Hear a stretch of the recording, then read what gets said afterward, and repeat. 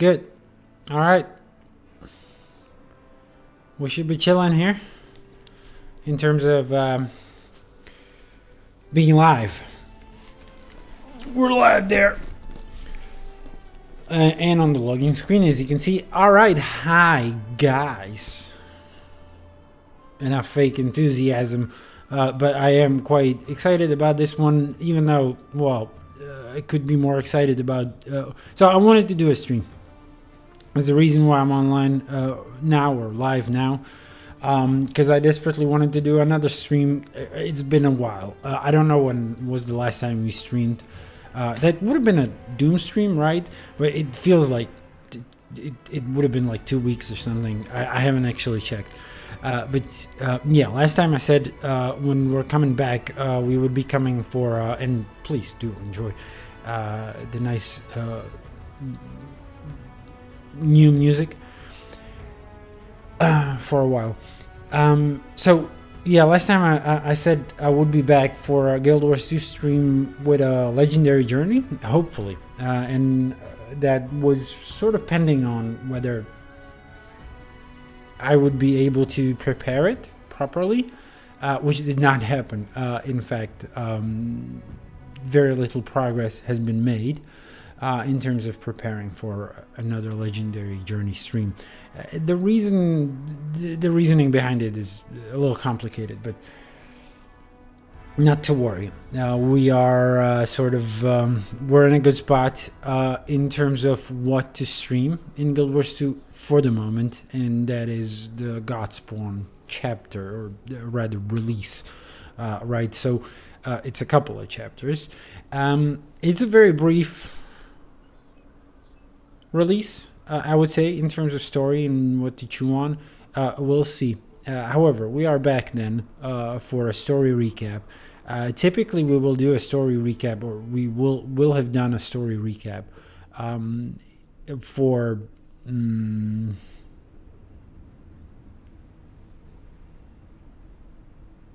I'm wondering why we're here. But yeah, typically we would do a story recap very close to the release of the next chapter. But because I didn't have a prepared... So it's 66 days until the next chapter. So there should be legendary journey in between this story recap and the next story, the continuation of the story. Hopefully. That's certainly my wish. But we'll see how it shakes out. The next legendary journey episode is just so fucking complicated in terms of the Guild Wars 1 map, which is just such a minor part of it too. Well, for me it's not. I think that's what would set my streams apart from a lot of other people's pursuing of legendary weapons, but it is what it is. Okay. So enough preamble. We will continue the story now. Just a slight recap of what we've seen last time. So we formed the alliance. We formed the Etherean alliance. We've accepted the Astral Ward's help, and we set out to visit the Janthir Wilds to establish relations with the Coden, the lowland Coden that live in the area. However, it seems that the Astral Ward had some ulterior motives, and they were looking for a lost bear, a lost Coden, the Waiting Sorrow, one of the lost wizards of the court. And she left. And we managed to find her among the lowland Coden, but what we also found was the Titans, or were the Titans. The Titans, an ancient threat to Tyria, dating back to Guild Wars 1 days and possibly further. Well, definitely further, and it's pertinent that we're playing as a Char because they used to be our sort of false gods, right? So we're trying to, and they escaped last time. So last time they escaped the two Titans that we have discovered, and we've learned of the existence of a third one. and now we're planning an assault on all 3 of them. So it will be interesting to find out more about this 3rd Titan and the Titans in general. So I've obviously played this. This is not a blind playthrough because it is a story recap. I wanted to be sort of prepared. That's where we're at. So enough of the narrated recap. If you want to see it in detail, the full story so far, I've just posted a link into the Twitch chat. If you're watching from YouTube, there's no need to go anywhere. But on Twitch, you can currently look into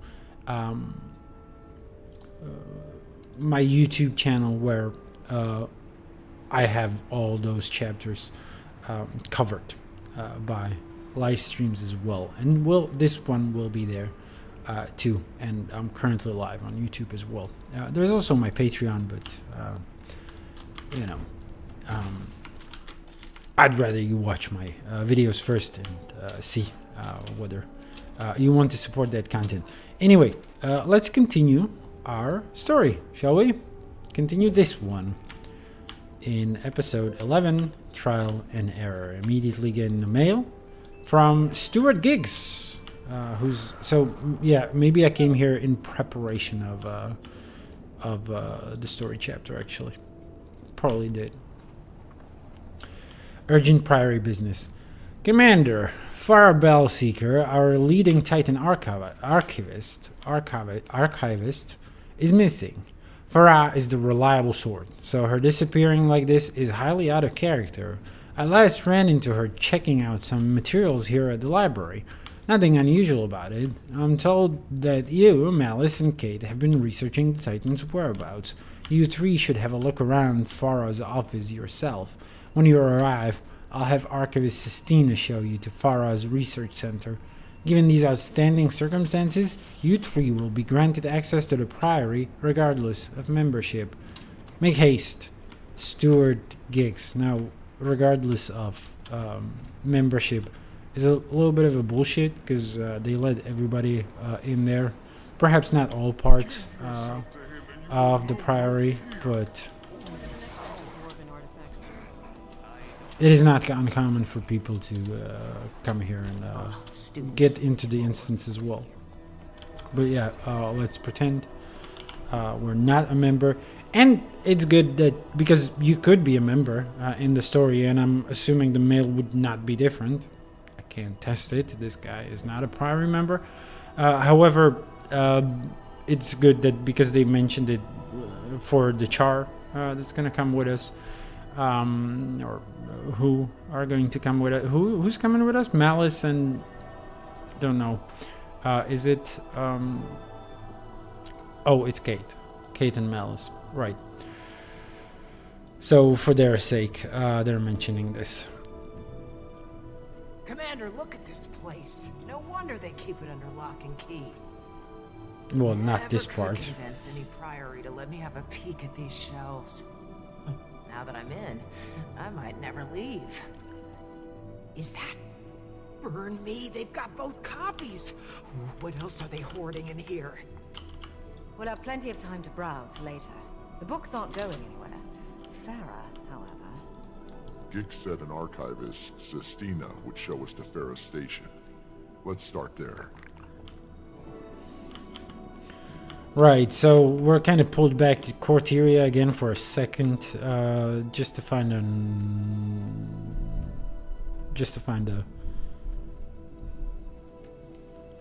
a Priory member.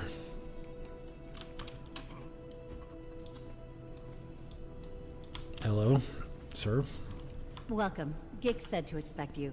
Sistina, Farah's mentee. I'm holding down the fort while she's... Honestly, I have no idea what she's doing, or where she is. Nobody does. It's very unlike her. Giggs said the same. She doesn't seem the type to just run off. Even her research station looks like she abandoned it mid-thought. Here, come see for yourselves. Farah's been spearheading our Titan research efforts, gathering notes on history, biology, etc. hoping to find some sort of exploitable weaknesses of interest to you three, I'm sure. You have no idea. As is Farah's well-being. I can empathize with why she'd feel so invested. Obsessed, more like. Your last encounter with that third Titan Ura sent Farah down an absolute rabbit hole. I've known her to get absorbed in her work, but this time, she was a woman possessed. Leading up to her disappearance, she was buried under tomes at her station all hours of the day. I wondered if she might be sleeping there. And then she was gone. Here we are. Buried under tomes. You weren't kidding. I've been trying to sort through it all. Thought maybe there'd be some clue in her research as to where she went. But, as you can see, it's a daunting job for one person. We'll take it from here. Let you know if we find anything. Yeah, unfortunately, informed more by the dialogue than anything. Like, I don't see necessarily... Oh, okay. No, sorry. Quite the paperwork. I was looking in the wrong direction. Because I believe there are some texts we can actually explore here as well. There's a lot of reading in this instance at the very least. It's cute. They have, like, Canton, do they? I've never looked in this table. But it's, I guess, it's not, it doesn't look like Tyrion. It's weird, though. What is Farah? Some kind of a Canton person? She's not. You're gonna see exactly what kind of race she is. So, I'm just gonna make a note here. Archivist Farah...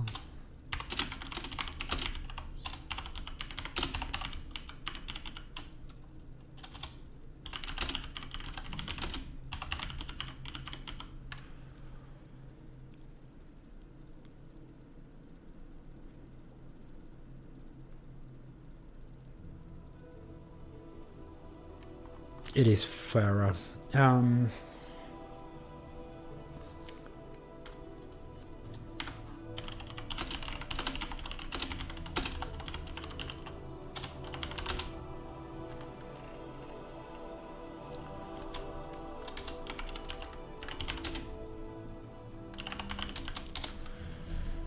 Anyway, sorry, let's continue then. Note, Commander? Well, yes. Though it probably doesn't help our search much. It's some notes and first-hand accounts by the Coden. And us. Suppose the Ward would keep the Priori informed. The Coden accounts seem aligned with ours.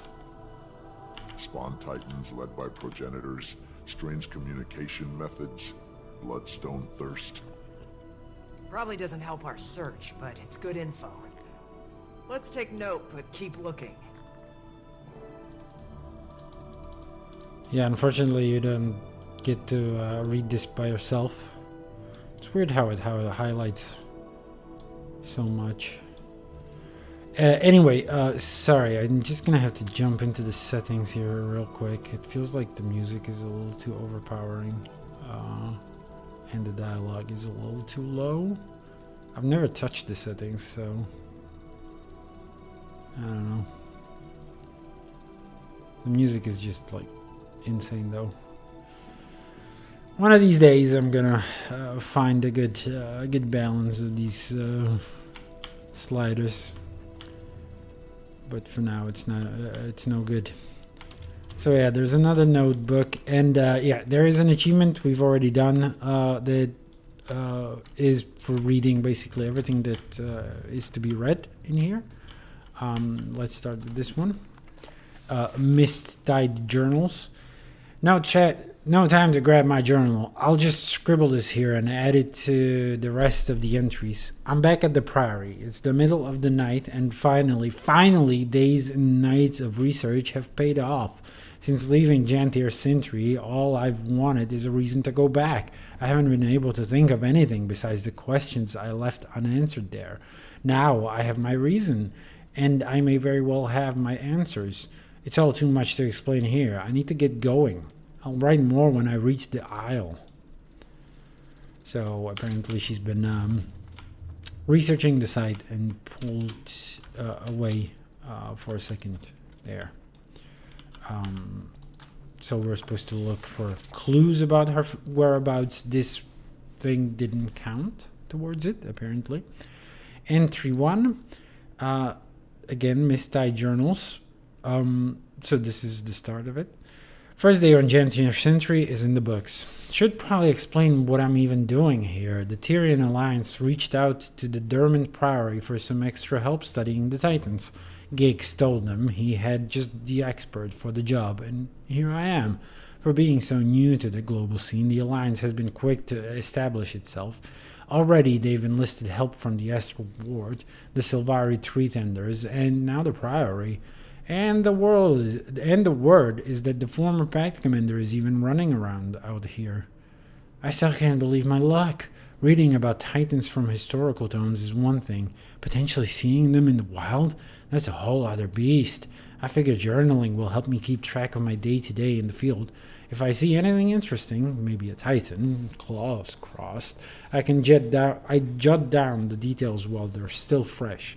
Anyway, storm's rolling in, so I'd best find some shelter. Sounds like it's going to be a mean one. Continues right away with entry 2. So much for daily journaling. I've been so deep in the research, I keep forgetting to write about it. Lately, I've been interviewing Coden stationed on the Isles about what they've seen. Some even gave eyewitness accounts of their own personal Titan sightings. I'm working on compiling them for Alliance and Priory records. While the interviews are going well, Janthir Century's frequent storms, are unsettling. I expected a harsh climate. The Isles are practically famous for it, but these storms are unlike any I've experienced. They're strong, sure, even violent at times, but there's just something deeply unsettling about them. They're also peculiarly consistent, and because of all that, I can't stop wondering about them. So I made it a little side project of my own to learn all I can about them. And I hear the rumblings of one brewing. Right on cue. Entry 3. My brain is growing so fast I can barely write quickly enough. Turns out that my side project studying the Isle storms is going better than expected. I've been asking around, and according to those stationed here a while, the storms in Janthir Century worsened around the same time the Titans first appeared. Even more curious, the Titans appear to have thrived in these storms. Why? I don't know for sure, but my guess has to do with the Bloodstone. Several accounts of the Titans during Misttide storms report that feasting, especially ravenously on Bloodstone shards. Once satisfied, they act particularly energized and aggressive. This effect is even true for those appearing injured or in poor health beforehand, and for whatever reason, it only seems to happen during storms. So many thoughts here. Is there something in these storms' energy that bolsters Bloodstone? Would explain the amplified effects, and also why they feel so off? Then, what is this energy? Where do these storms even come from? Previous research suggests the Titans negatively impact nearby ecosystems. Could their appearance have made the Isle storms even worse? Maybe, but it doesn't explain their effect on Bloodstone. Still, I feel I'm onto something here. Just need to keep searching for answers. A lot of text here in this instance. Do be ready for that one. Please do be ready. Right here, another one. So, Titans and environment, observation and speculation. Oh god, there's so much. Greer. Bionomic influence, swamp. Called the Rotbringer by a local familiar with his putrid air, Greer's form has taken on characteristics of swampy regions of the slithering outskirts. Lowland Coden, Rainless Meadow, stationed near Old Gavril Plaza, succinctly described the Titan as swampy and gross. She recalled, "The smell curled the fur on my nose." An account taken by the Alliance from the Sylvari, Kate, summarized Greer's presence as follows. I sensed sickness the moment I set foot in the area. You don't have to be a Sylvari to tell the environment's ailing. One whiff is proof enough. But to also feel the misery of those innocents The plagued plants, the poisoned waters, the leaves curled my death. The mere memory makes me sick. Being there was nearly more than I could bear. Sorry about some of the misspeaks, by the way, but you've always got the text on screen. I will not always correct myself. Decima, bionomic influence storm. While not as off-putting to the senses, Decima's intrusion upon the Stricken Plains ecosystem has proved equally detrimental. The Stricken Plains, as their name suggests, are known for frequent lightning strikes. Decima's presence appears to have increased the frequency exponentially. Research conducted by Tyrian Alliance and Astral Ward members indicates a near-constant risk of wildfires. This burn risk poses a major threat to the safety of individuals, wildlife, and vegetation in the area. Lowlanders report a dramatic drop in the season's crop yield, fearing food shortages for the coming winter. And last but not least, the new one, the one we only learned about in the last story chapter, Ura, bionomic influence unknown. Due to her discovery being so recent, Ura's exact bionomic influence is yet to be determined. According to Alliance accounts from the former Pact commander and allies, Ura used explosive steam walls to deter combatants. Based on what we know of Greer and Decima, the manner of attack is no accident. It may also be a key to discovering the geographical region of her hiding place. The use of steam may suggest geyser. And yeah, pretty much a geyser titan. We have, I think, speculated about that last time as well, or maybe not. So there is also an achievement, and I don't remember quite whether it's tied to the previous story chapter or it's been added in this release. But there is a sort of a story that I would not have streamed, but where you go talk to a bunch of sort of witnesses and gather information about the Titans. It's interesting to hear their perspectives. It's sort of like given a little bit of a hint of a bias in each of the stories, but mostly they just give you like factual information about the Titans. It is an interesting side quest, to say the least. Right. So we still haven't found any relevant clues, though. Still just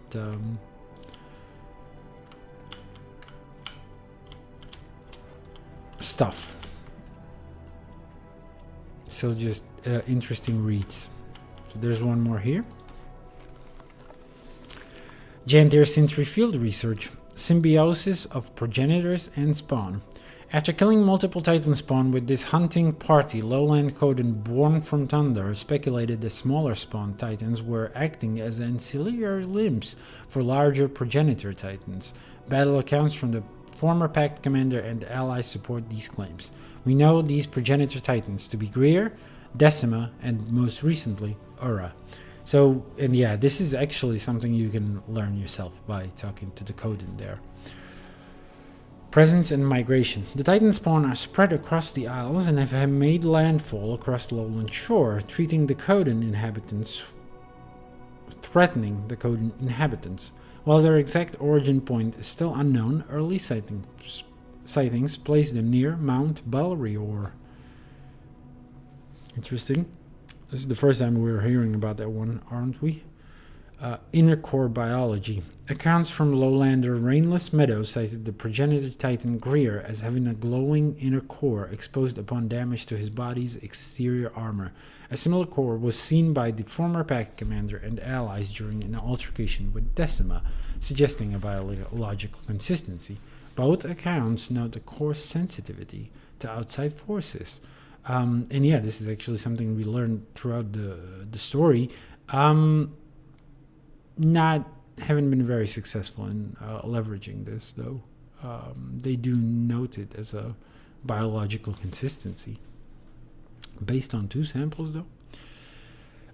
Communication practices. Accounts of the progenitor Titans suggest an ability to communicate among themselves and with their opponents across great distances using storm-like calls and other interspecies communication.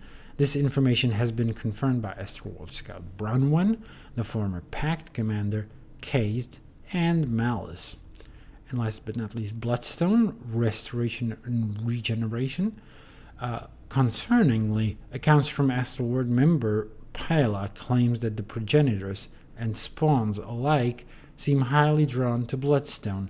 Many have been spotted feeding upon Bloodstone shards to promote regeneration in addition to requiring additional rest. Similar findings were noted in field research conducted by the former Pact Commander, Kate and Malice. So it is interesting that they let them sort of feed on,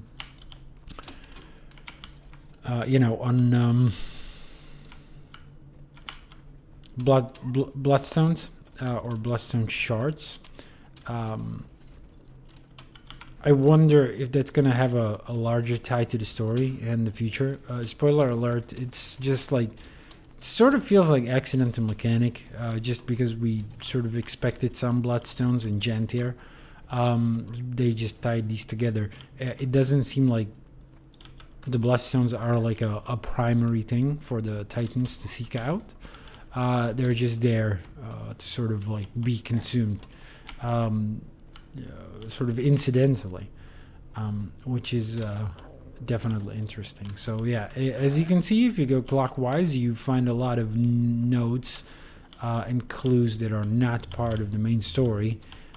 So we're gonna move on to read some of those that are, and hopefully the commander can take over, because I'm not one to make long-winded speeches and reads. You look focused, Commander. Find something? Maybe. It's about the Titans and their environments. Kate has her own section in this one. Oh, You're talking about Greer's effect on the swamp ecosystem. One of the lowlanders made similar comments. don't even remind me of that putrid place. This must be from when I was speaking with the tree tenders. What else? Mentions the Titans merging with their environments, and that Ura's steam walls might be a clue to her location. Now we're getting somewhere. Where there's steam, there's... A geyser, perhaps? Farah seems to think so. She suggests Mount Balrior. What are we waiting for? Before we go chasing geysers up and down the aisles, let's be sure there's nothing more to see here. Right, and it turns out it's not, but we're gonna learn that. I'm coming up empty. How about you two? Same, I'm afraid. Commander? Sistina was right about Farah becoming obsessed with this research. Her journals say she was running a side project on the Mist's tide storms, and their connection to the Titans. I can see why she'd think the two connected. How, I'm not so certain. Neither was she. She wonders if the storm's energy amplifies Bloodstone, drawing the Titans to its power. Would explain their fixation on it. She's still not sure what the energy is, or if the Titans influence the storms as they do other environments. At least, not where the journals leave off. Maybe she found a lead and rushed off to test it, confer with someone, panic. Hopefully not the last, or we may need to do the same. Yeah, more confirmation that the Bloodstone don't really key into the story, like in terms of sort of lore relevance or just plot relevance. They're a bit of a MacGuffin. That scrawling looked rather frantic. Should we be alarmed? She's in Janthir Sintry. Found something in her research, then left in the middle of the night. Doesn't say what. Did she give an exact location? No. But the area near Mount Balrior still seems like our best bet. Let's tell Sistina what we know, then move out. I do wonder if you get these clues in a different order, whether the dialogues change a little bit. I'm guessing not. But yeah, as you can see, they're genuinely not a lot, like, not very useful beyond the very first clue. Oh, so sorry. Beyond the very first clue that you find. You found something. Farah's in Janthir Sentry. Thinks she's made a breakthrough in her research. What is it? That we're not sure of. But she's been stitching together all sorts of threads regarding the Titans' behavior. Particularly their relation to Bloodstone and Mist's hides. She also thinks Ura is hiding in a geyser-heavy area. For all we know, she could be out there trying to track Ura down herself. What is she thinking? Going to those aisles alone and not telling anyone? Sanctioned fieldwork is one thing, but this is a death wish. We should be able to extract her without much issue, provided she hasn't done anything too rash. Everything about this is rash. Go, find her, and extract some foolishness from her while you're at it. We'll do what we can. Best we get going. Meet you there, Commander. We'll notify the Alliance and let the Lowland Council know to expect us. Very nice. Now you can leave the instance, but it's also possible to get some extra dialogue, which we will. This is a story recap stream after all. We should get all the story we can. So, Mrs. Arcanist, glad you arrived when you did. Archivist Sistina was about to march to Janthir herself to find Farah, and Gix would have let her just to get some quiet around here. She wouldn't have made it far, at least. I don't know Sistina or Farah all that well, but they seem passionate. Passionate may be too subtle, obsessed more like. Farah's focus is the envy of any Ratasum crew director. Never drops a lead. She was Sistina's mentor too, which might explain a few things. Obsession put to a good cause. Admirable. Admirable. What? Admirable, okay. Yeah, we cannot actually use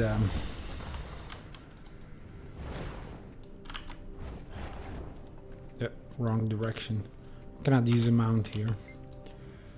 Can I help you? Did Farah ever mention how the Titans organized their spawn? I recall something she read or observed. They seem to favor their progenitor, the originating Titan, acting as the body's natural defenses upon. Defenses would. Upon the progenitor's death, however, she's unsure. Interesting. Thank you. It is interesting because it opens up the possibility of these Titan spawn sort of lingering behind after we deal with all the Titan threats, which is not new. It still explains like the same thing was with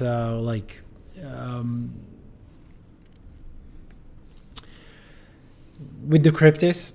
Once we dealt with the Cryptis threat, they did throw a little bit of a detail about them still being like sort of separatist groups that still explain like the Rift incursions to Tyria, why we're still getting attacked by Cryptis, even though they're supposedly like contained, as they like to put it in the last story chapter.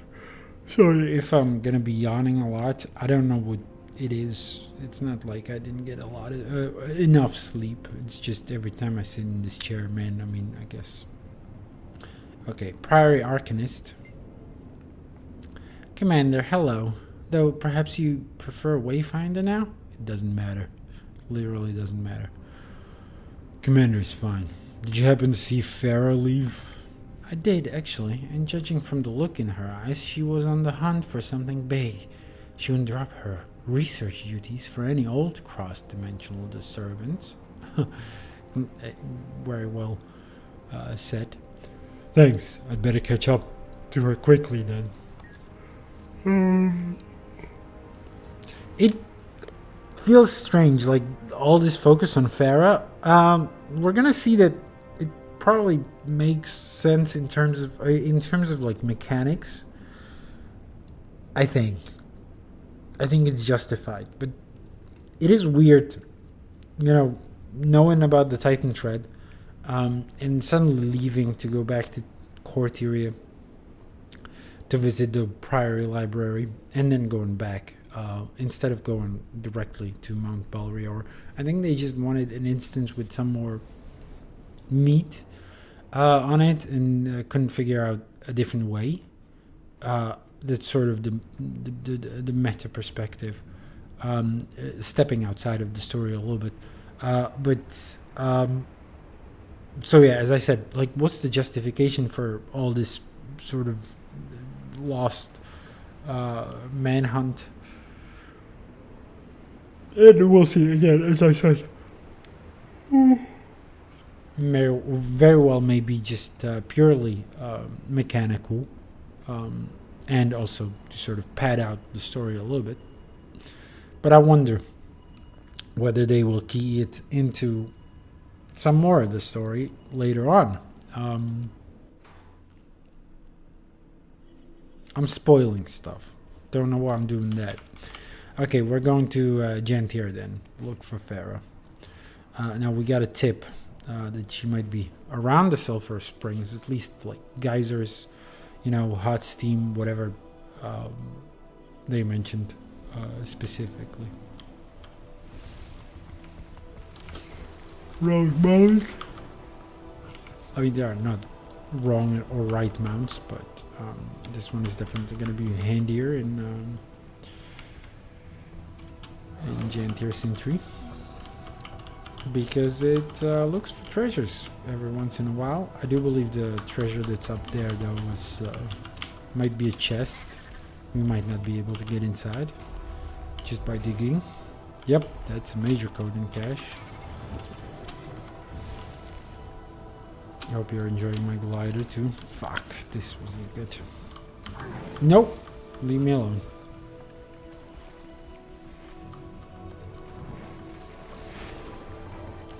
All of you leave me alone, please. Let's just enter the instance right away. And we're meeting with Kate, Malice, and Pokey is around. Hello, Pokey.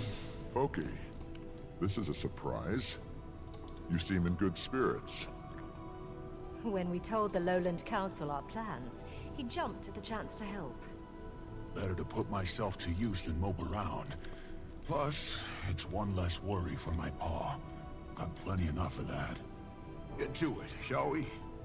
So, this Farah, she's a researcher, and kin to our Malice, yes? Well, she was Flame Legion originally. So more like what a Northern Coden is to a Lowlander. Ah, a long-lost cousin. Well, yes, I suppose so. Lost, at the very least. Just wanted the dialogue to play out a little bit. And our new enemies. Well, mostly. I mean, I think the model is very similar, or if not akin to. So these are like rigged up to elemental skeletons. At least the model is like sufficiently different looking, and I think they have new animation for what it's worth too. At least again, rigged up to the same skeleton as elementals, perhaps from other creatures.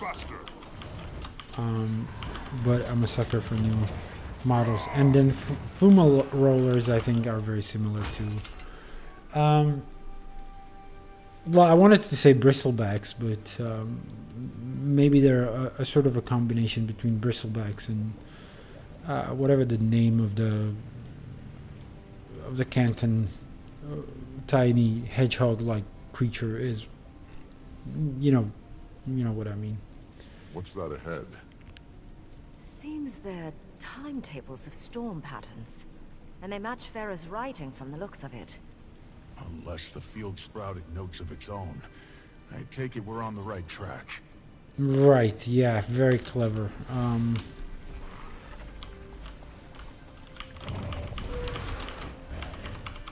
Astute observation, Pokey.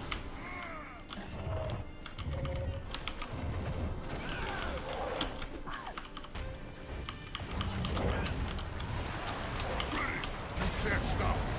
Buster. Kill them all. Damn. I'm wasting my goddamn adrenaline. No, it's gone.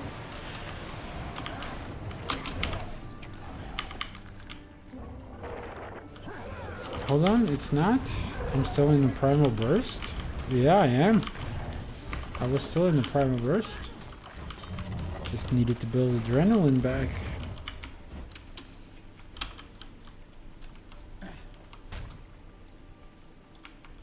More pages ahead. Carrying needed supplies on foot is heavy enough. Who dragged along their weight in paperwork? A researcher, obsessed. Huh. Interesting. Titan spawn. We're surrounded. Weapons ready. Can't finish a damn thought without these things interrupting. Just let him get it, Tom. I'll destroy you all.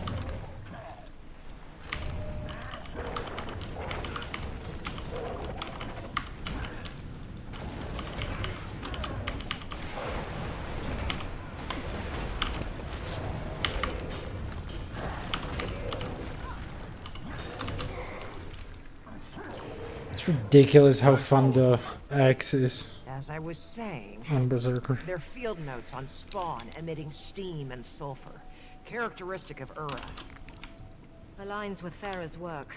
If she's documented them, I'd suppose she's met them.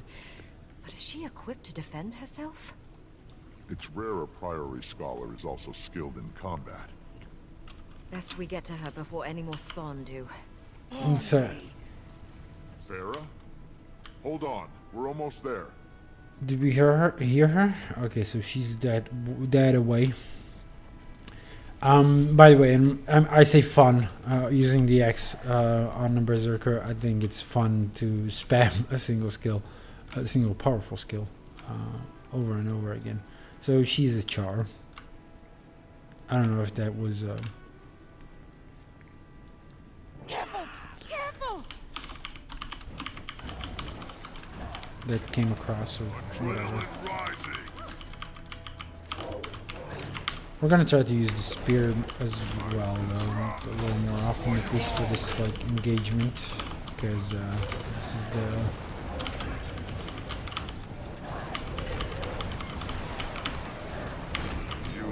expansion that added the land spear. Should be all of them. Are you hurt, Farah? What a concerned voice. Fine. It's my study that's ruined. You killed my specimens. You were cornered. What was your exit plan? Paper cut them to death? It's called observation. Just because you see something doesn't mean you have to kill it, you know. Well, Force of habit. Regardless, going in these wilds alone is a fool's move, as is not telling anyone you're here. Gix was so concerned he asked us to track you down. And Sestina is worried sick. Worried wyverns, those two. Figured I'd be back before they noticed. Guess it has been a few days. Well, since you're here, I've got a job you might like. Puts all that aggression to use. Follow me. What's this job, exactly? Testing a theory. So, those spawn I was observing, I'm certain they're Urus. But for now, take a look around. We're not far from the sulfur baths, but notice the difference? Smells less like a rotten egg in a smelting oven. True, the air is fresher and clearer. Don't see any steam, do you? Nothing to cloud up the sun. You've been charting weather patterns here. Why? To keep track of him. oh. And yeah, they're letting this linger. It's not a very effective way to communicate. The timing is off here. I think like track of him. I've been he watching should him be since like I arrived. Each day, he point ventures or further something. out, expanding his territory. But the moment the rain clears, he scurries back to the baths. You've been studying the storms. Your notes said they seem to bolster the Titan's power. Appreciate you keeping up on my work. Now you can help me test that very theory. Okay, so we still Better we don't do see. so with the spawn before we face its progenitor. He's large enough to approximate Ura, physically and biologically, but he's weaker. We learn him, we learn Ura. Don't know why that's We true, came but to rescue her from danger, and here she is, ready to toss us right into it. But she does have a point. If we're going to kill Ura, we need our strategy set beforehand. Knew you'd see reason. You get ready. I'll get in place for observation. okay. And the timer is on. So there is a timer for killing the Titan spawn in time, within 3 minutes. It's actually what I did last time. It just didn't count for whatever reason. So we'll see whether it bugs out again. Shit. Could have. Don't overthink, just answer.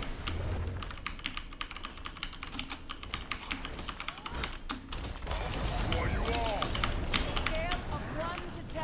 How stressed are you?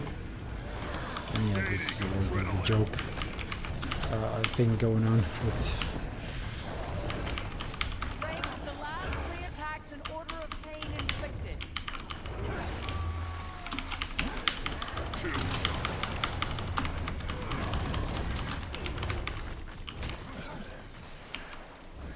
Damn. That's the stuff. Feel it. Ah! Hey, the clouds are parting. Describe any changes in him. Weaker attacks? Loss of stamina? He's putting up less resistance. These hits aren't landing as quick. Seems he's losing stamina. Exactly what I wanted to hear. That's how it's done. Yeah, timeless takedown. See, it's not hard, and yeah, I can't say that mechanically. I would have felt much different about this. Even like the clouds clearing. I mean, this is an instance. They could have done this a little more flashier, and let us have it dragged. So first of all, size approximating Ura. We're gonna find out very soon that that's not true. Titans are massive. This guy was tiny. Secondly, I don't know why the theory is that the spawn are pretty much the same as the Titans. I mean, there are some suggestions they are sort of like part of the same body, so on and so forth. The theory is gonna prove true in the end, but I don't know why that theory is in place in the first place. Sorry, should have been maybe more explored by the little texts. And yeah, again, as I said, we're in an instance they could have made a very good combat encounter of this by us having to like lure out this Titan spawn outside of the Sulphur Springs, and he would be like really beefy and really roided up there, but then he got weaker progressively as we tried to lure him out here. Or maybe, and this might be a little better in terms of the fun encounter, is that we would start here. He, as it was mentioned, he would be like venturing out when the storm was nasty, and they could have made the storm nasty because we are in an instanced content. And then, yeah, the storm clearing as we fight him. And so he would be going back and he would get weaker. So he would get weaker around like the midpoint when he was like going back into the Sulphur Springs. But we would like try to chase him. And he would go back to the Sulphur Springs. And then he would get really beefy and really roided up and get a bunch of mechanics and would make for like a very interesting finale. Instead, this fight was very forgettable. I don't know if they like shortened it for time constraints or whatever. And I just wanted to give you a heads up. There's not a lot of combat instances in this story release. So it would be good to spruce this one up. Definitely. So yeah, we're getting a relic. I don't know if that's from the achievement. But actually, our first from the from the second set. It doesn't register here though. We need to collect 4. It doesn't track. That's what I wanted to say. And also we get a mastery point by completing, but that's by completing the story achievements, right? Because that was actually the last achievement missing here. And again, it's bullshit. I did kill the spawn in time last time. It just wasn't, just didn't register properly. Where is Farah, by the way? She is with us, okay. So what's up? This is going right to the Priory Library for display. How are you so cheery about all of this? Doesn't it piss you off? What these things did to us? To everyone? They're fascinating beings. Powerful, mysterious, on a scale all their own. And perfectly indifferent to us. Well, What indifferent, use I is wouldn't. moral outrage toward creatures with no concept of morals? This is an interesting That does certainly perspective. put it into perspective. Yeah, Maybe. It makes sense. I don't like it, but it makes sense. Well, I'd say the weather made an obvious difference in the spawn's strength. So if we can confront Ura during a break in the storm, we may have a chance. We still need to scope out her lair. I've noticed a high concentration of Titan spawn at the base of Mount Balrior since I arrived. And there's a good chance Ura is hiding at the top and having her spawn guard the place. We may have some luck on the timing of this. Before we left, I caught word of a storm report from the ward. They're predicting a break in the storms within the next few days. If they're right, we'll need to act fast. Let's aim for the day after tomorrow, but no later. That'll give us time to prep and get word out. Malice and I will head to Lion's Arch and inform the Alliance. I'll go tell Pa. He'll want time to call a council meeting. That leaves the Astral Ward. I'll make my way to the tower now. so we're gonna plan an assault. Was there something more I wanted to add? Not quite sure. Again, like, I don't like the way they handled this instance. I think it was a little dull.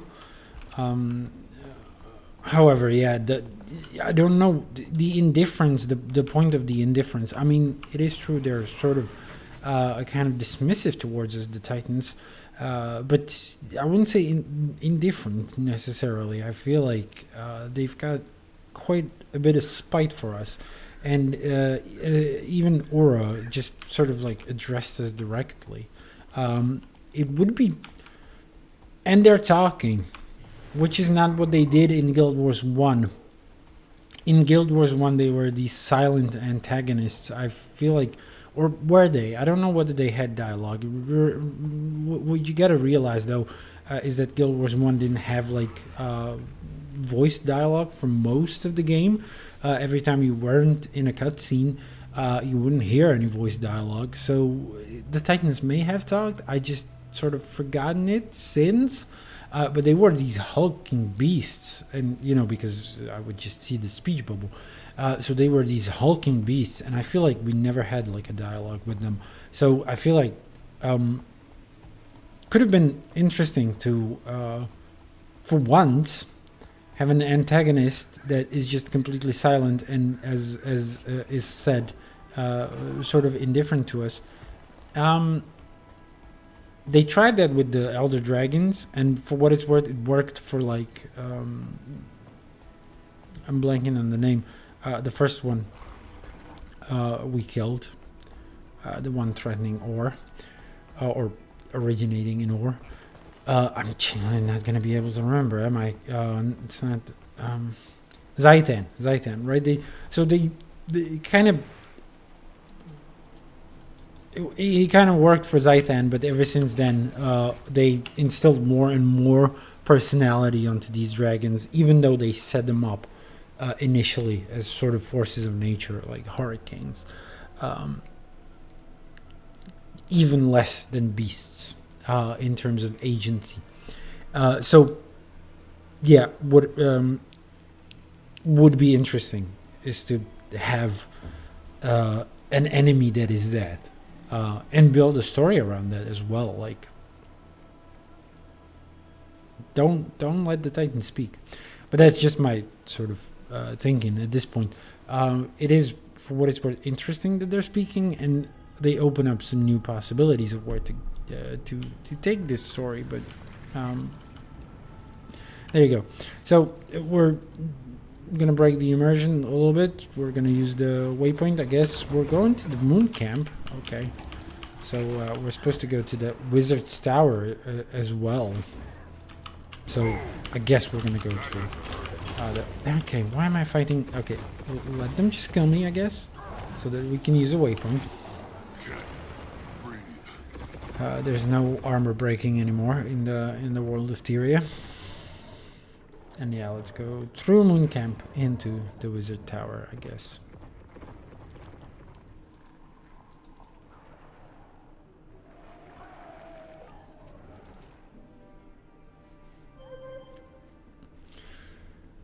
They gave me that dying music.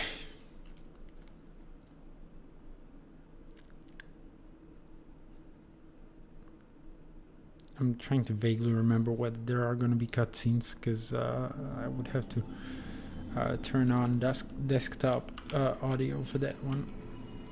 But yeah, we can continue the instance from here, so you're not supposed to actually enter the Wizard's Tower, the open instance. Where is everyone?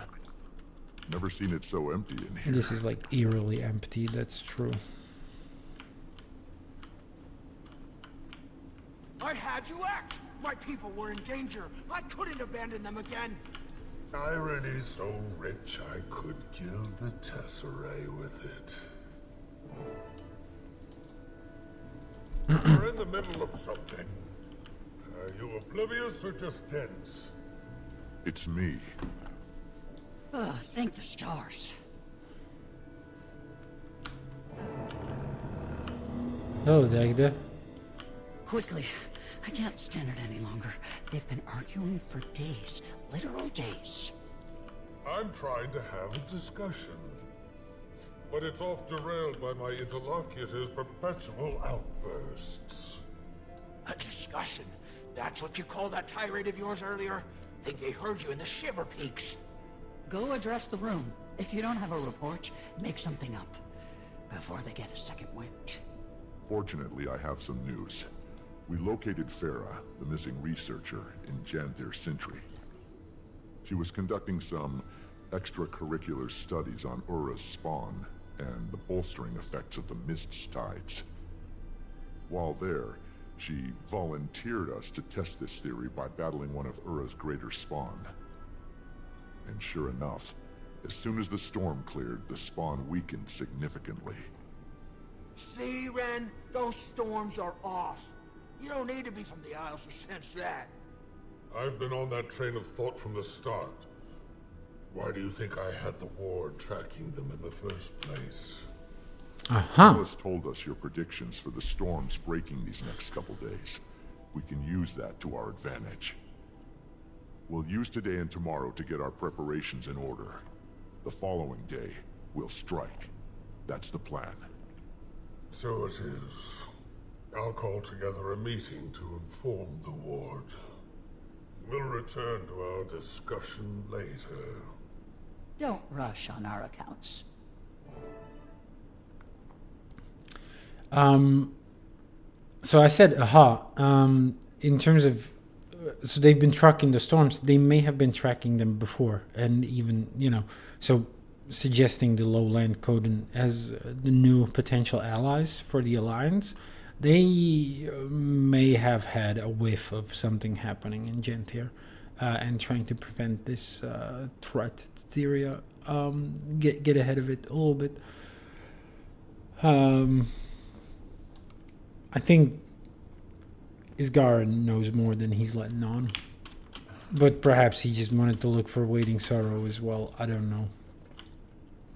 Dagda, you wanted to speak to us then. Finally. Thought we'd never get a moment's peace. Not with that old gas bag here. Sorry you got caught in the middle of this. Years of pent-up rage just waiting to be unleashed on me. Now we get to witness it in real time. The battle should keep him occupied for a while. Us too. I should get back to Harvest Den. Need to help Alder with preparations. Perfect. I'm excited to finally see it. You can catch me up along the way. At least let me give you the obligatory, you don't have to come if you don't want to. Noted. And ignored. Well, that's settled. Wayfinder, you keep an eye out for mail. You should be receiving something from Alder soon. And right on cue. There's extra reading. Letter from Queen Jenna.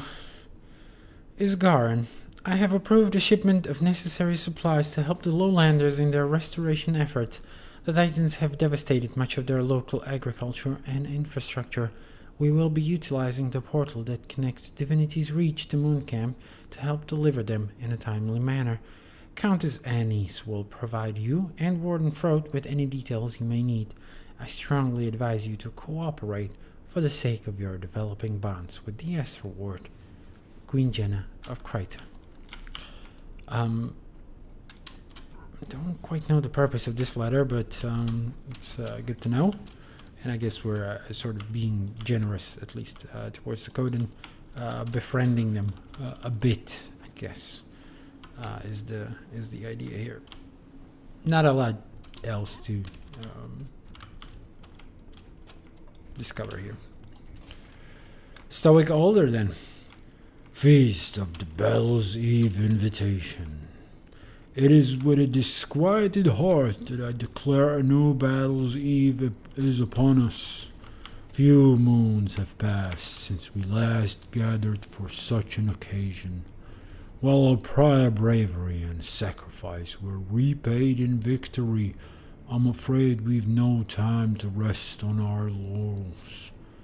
We do, however, have time enough to feast before we heed battle's call. And so, I invite you to join our bearkin for an eye of food. Eve, food, drink, and dance. Let us prepare for tomorrow by celebrating the joys of today. Your humble claw, Stoic Alder. Which concludes the story chapter. It's cute how they concluded when I closed the mail. Finally.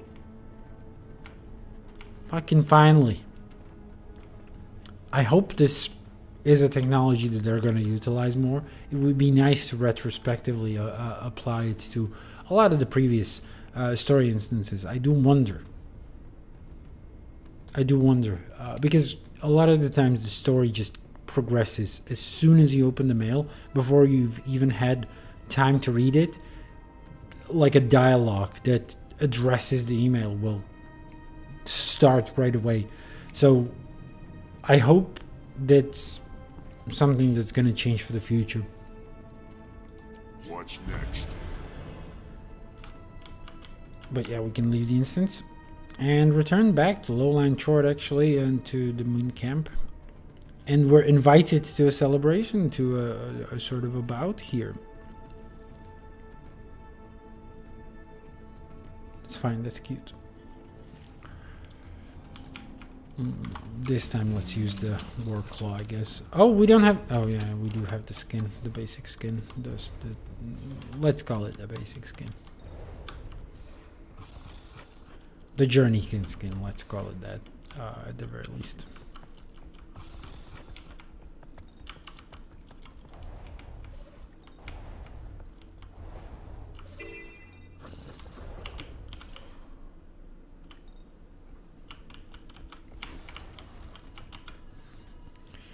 Battle's Eve. Some nice artwork. Cute little way to change the standard loading screen. Hello, Pokey. Oh, Wayfinder. I see you got Pa's invitation. Between us, he gets a bit sappy about that sort of thing. Not very stormy about I suppose the this Battle's isle, I Eve guess. feast isn't exactly a Not joyous isle, occasion. sure. More of a precautionary goodbye. But, well, we shan't. Still plenty of fun to be had.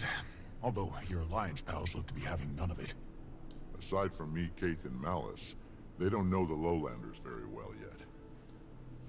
Shall I introduce them? Pressure them to mingle? If all else fails, some honey wine should do the trick.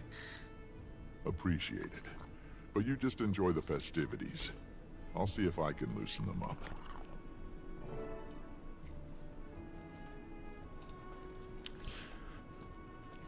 Is honey wine the same as... No, that's mead, right? Does honey wine actually exist? Just also called honey wine. It is mead. Yeah. God damn. Got some mead in the fridge, actually. It's very good mead. We've we've gotten that when we were helping plant trees, and so yeah, with our office colleagues, we had a little bit of an outing in terms of our well, as part of our sort of environmental friendly initiatives. We did help plant some trees at a small town near our capital, near the city I live, and yeah, we got meat from the city mayor there, and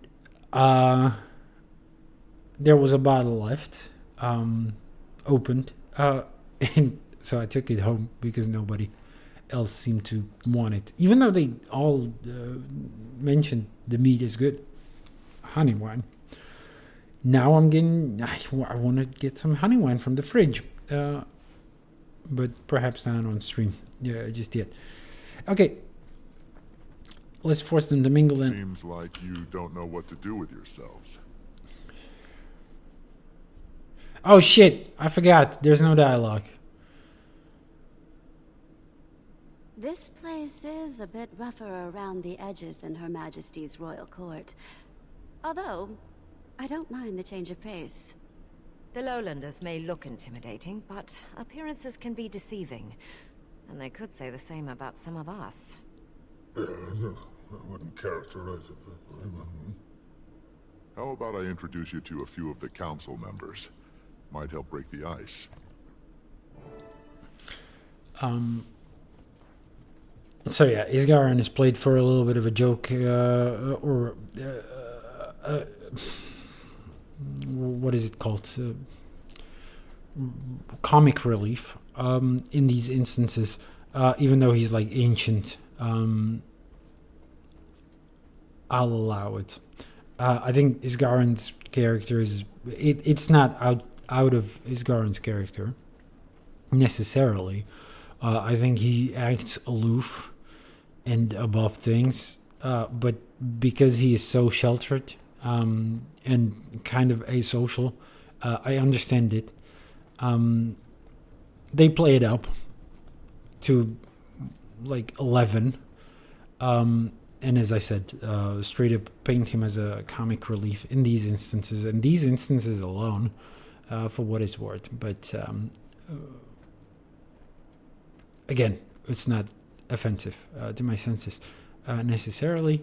And yeah, then I wanted to address the elephant in the room. Queen Jenna being mute. It seems Jennifer Hale was part of, and I believe Jennifer Hale and Jennifer Hale only was part of some strikes or something, voice acting guild strikes, whatever. And she couldn't record dialogues, or maybe it was like, I genuinely don't remember the reasoning behind it, but she didn't record her dialogue. So we're lucky we're not playing a female Sylvari. We would have already been hit with our character being mute. Luckily, we're playing a Charmale, and so the only character that's gonna be a little voiceless is gonna be Queen Jenna. So I guess I'm gonna read out her dialogue instead. The first one you would have had to read yourselves, but let's see whether we can do a little bit of a dub. And yeah, it's I wish I could do the story recap when the voice is back, but I guess it is what it is. For starters, Queen Jenna, there's someone you might like to meet. Oh? And Fading Aurora is the name we'll be sticking with, correct? I suppose Anise was present for the grand reveal. Based on Anise's recollection, grand is certainly one way of putting it.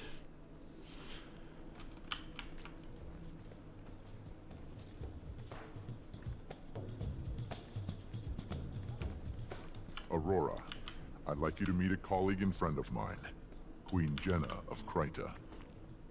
Your Majesty. Well, this is an honor. Likewise, Fading Aurora. I've heard much about the town's healing master. All of it impressive.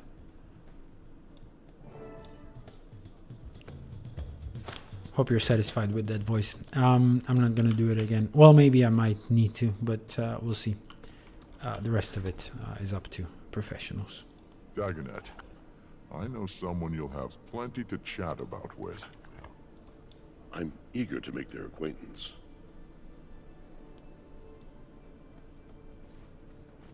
So we're introducing them to Soaring Crest. Let me just... so yeah. So Fading Aurora. I mean, Waiting Sorrow, but Fading Aurora would be like the village's healmaster, and not necessarily a member of the council. This guy is a member of the council. Maybe she is a member of the council. Soaring Crest is the farm's council member, sort of. And they actually tell you. Meet Soaring Crest, agriculture master, expert in Janthir's ecosystem and plant life. Most things I've still That's much why I to learn laughed. of your people. Then we're one and the same. Let's fix that. It says under their names. I didn't have to look into my notes. Last but not least, Countess Anise. I wouldn't think she would have much trouble mingling. And finally, Anise. I know just the person for you. About time. The suspense was killing me.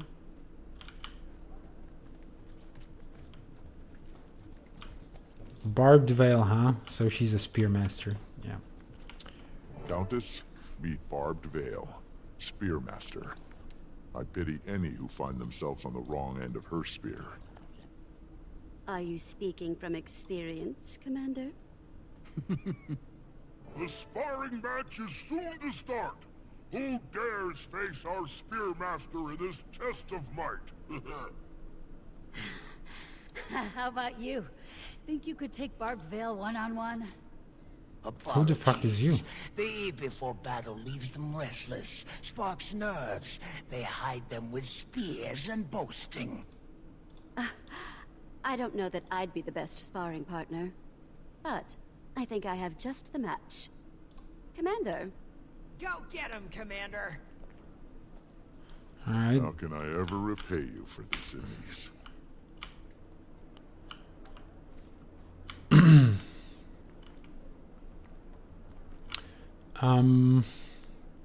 Didn't have a lot of time to mingle, did they? Ready, Wayfinder? I'm ready. Don't go easy on me, yeah? What the hell? Oh, Queen Jenna. Keep it together. Adrenaline rising.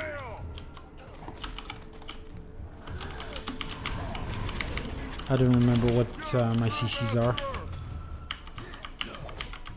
Damn, I used that one a little too early. There, so this is a CC most definitely. Not an easy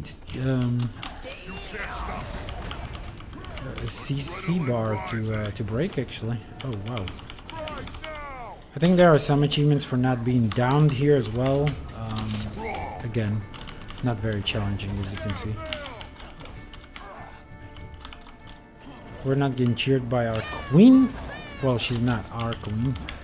We're a char, but fucking buffed out the fucking wazoo. Wayfinder. If you face me one-on-one and live to boast, you've earned that right and my respect. Lift to boast? The What the hell? strangers should fear the fate that tomorrow promises them. Does she ever kill Deft people in work these? out there, Wayfinder. Nothing like sparring to shake the pre-battle jitters. Me? Well, I'd rather dance them away. The eve of battle always wreaks havoc on my nerves. Well, battle is plenty of cause for nervousness. If you stop feeling nervous, that's when you should be concerned. Wise you are, Wayfinder. Speaking of calming the nerves, the Rite of the Warrior dance is starting up. Join the dance circle. Make the others jealous with your swan-like moves. The Rite of the Warrior dance commences. Who shall be first to thaw our dance circle? Perhaps a visitor. Wayfinder, you impress us with your sparring moves. Have you the dance moves to match? No. You bet the Wayfinder does. I mean, Don't I fret. wish I'll join you. we would be bad at something. For once. I don't know if that's happened in the story. I cannot quite recall, but... Alright, so I'm just gonna do whatever. So I'm doing the bouncer. This is very much like the char dance. Think of them as a warrior's life fire burning bright. That's it! A dance on battle's eve loosens muscles and inhibitions. A fine tradition. Okay. Should I follow someone's All example? your bear I should. here.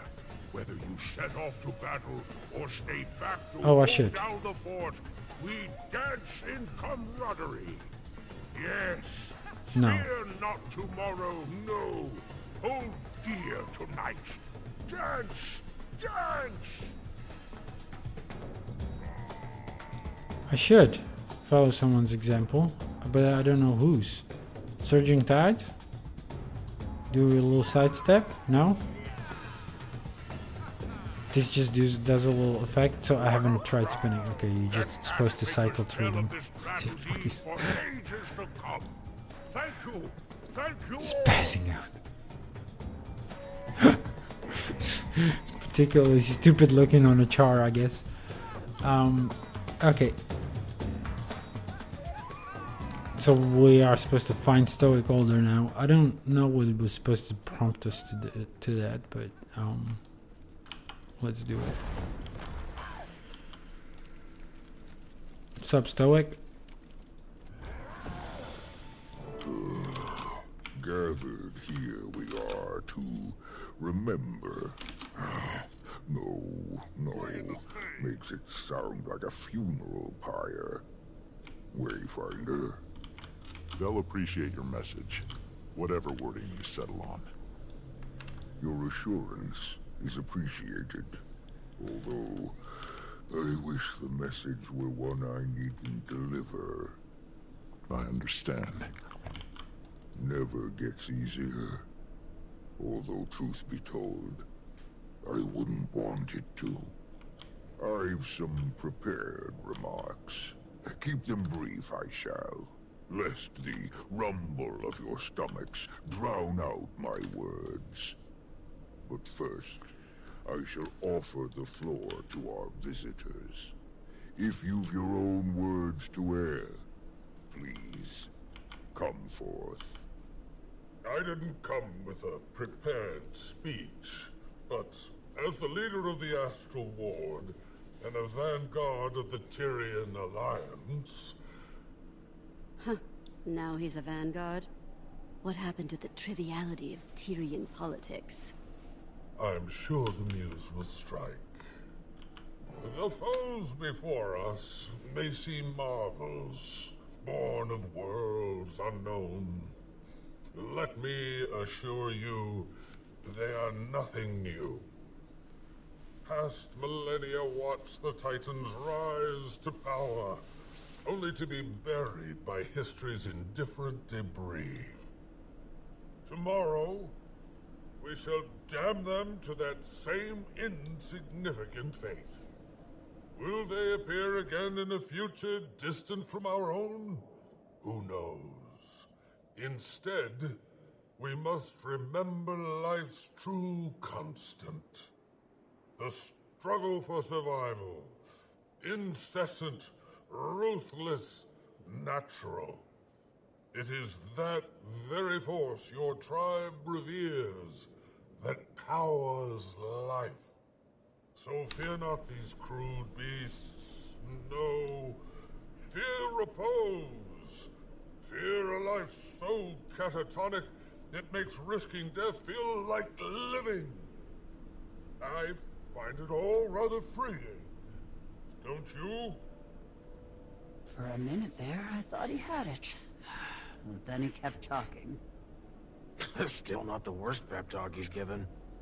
Our guest speech may seem disquieting, as is war, a thief of solace, and most cruelly, hope. Far too many of us know this firsthand. So I share with you a poem from moons long past. It has seen me to brighter shores. May it do you that same kindness. As we march toward peril's hearth, our kinfolk at our sides, each step, perhaps, could be our last, or first, toward kinder skies. Our spears will dawn, and fight till dawn, to guard the grounds we've stood, but won't have won till battle's done, and stays that way for good, and stays that way for good. That sentiment I find freeing. Until we see such times, we march, bear kin and allied friends, to guard our grounds against a foe most wicked. What they have in strength, they lack in respect for one another. We have both, and some damn good spears. Roar! I mean, the noise was kind of missing there, I feel. What can I say about that? Probably not a lot to add. That was a very compelling speech, Elder. They always seem to come together at the last moment. Still, tomorrow comes too soon. We've prepared, tested our plan of attack, celebrated the many reasons for living. It's time. Suppose it is, Wayfinder. But for now, the eve is young, and the festivities beckon. I do advise you all to get a good night's rest. Tomorrow, we rise. It's interesting to do a sort of a celebration, especially they like mentioned honey wine, meat. Are they like gonna go fight hungover? I mean, it's not uncharacteristic of medieval fantasy. People were drunk all the goddamn time in our history. So I guess. Pokey, a moment. Oh, Ma's arrow. Thought she took it with her. As did I. You know, one reason holding this feast was so important to me is that I couldn't give your Ma a proper send-off. I never even got the chance to tell her goodbye. And damned if I was going to let that happen again. Pa. Your Ma's intent was always to make you this arrow's keeper. She had wanted to wait till you were grown. And grown you have. From a cub adrift in daydreams to a warrior who's braved life's cruel realities. Far too soon. Wear this as a reminder that your Ma and I are forever at your heart. Soar, my arrow. Again, not a lot to add, I guess. Just very touching moment. It's filled with these sort of personal touches. This story, at the very least. Last one wasn't that necessarily. I mean, Secrets of the Obscure had some of it, but definitely not a lot. Once we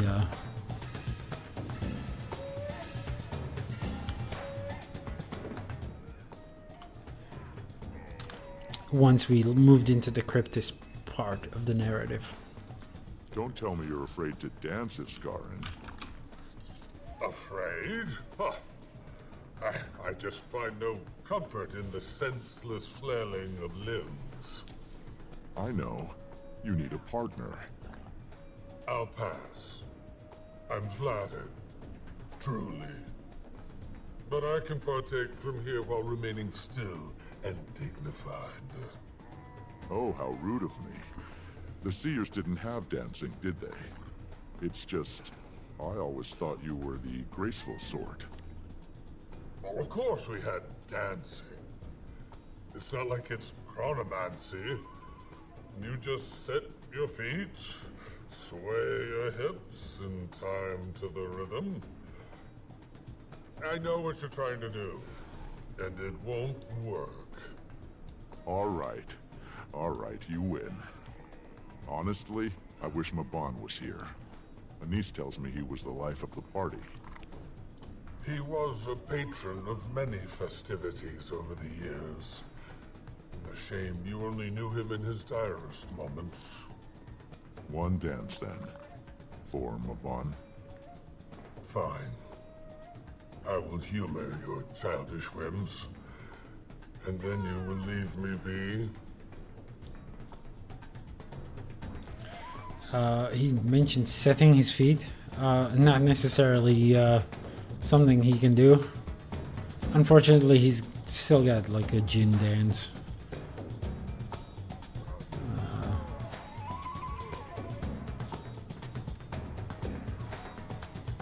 Again, as I said, played for a comic relief, basically.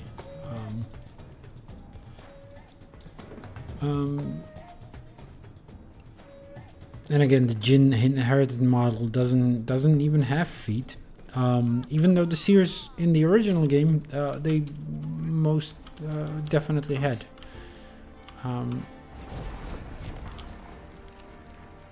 Legs and everything. Is this letter new? Is this something, maybe? Letter from Counselor Ludo. Stoic Alder, salutation. This is an auto-generated mail from the office of Counselor Ludo, the Dean of Statics in Ratasum. The faculty member you are attempting to reach is either away for the College of Statics or far too busy to respond to whatever it is you have written about. If you are a student or colleague of Counselor Ludo, please keep their designated office hours for in-person affairs. If your need is urgent, then leave word with one of the assistants. Excelsior, Counselor Ludo. P.S. If you are Counselor Flant, Counselor Ludo is only required to speak to you when the Arcane Council is in session and not a second more. I don't know if I've ever read this one. It apparently wasn't necessary for any achievement.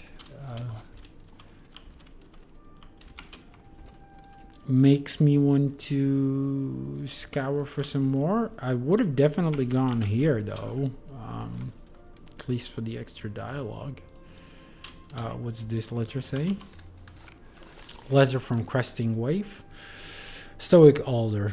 I admit I was surprised to receive your invitation, given the brevity of our talks. After the Tyrion cresting wave, I'm guessing that's a... No, Coda's blessing.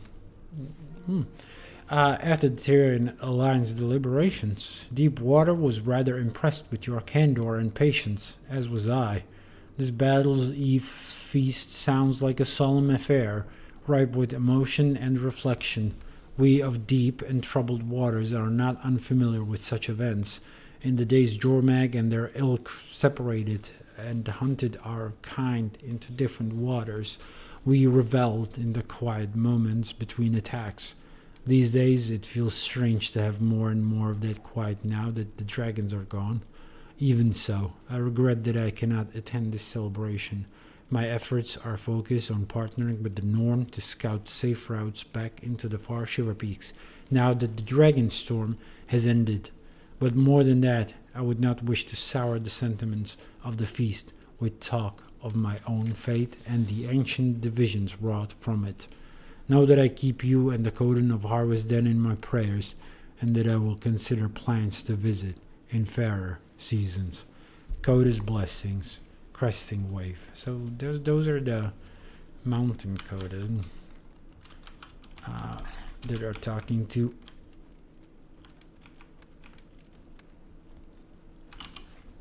Stoic Alder.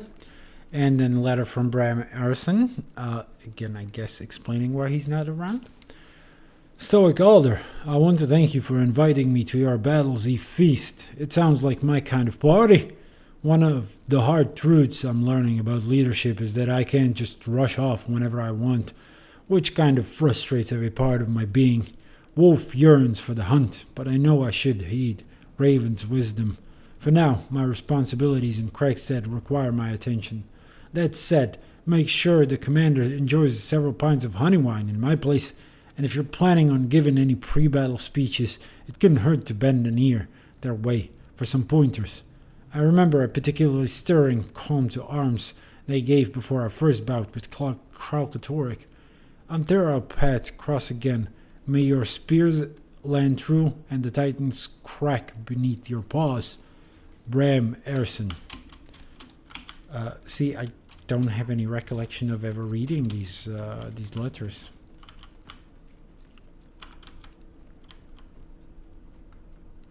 I hope there's more.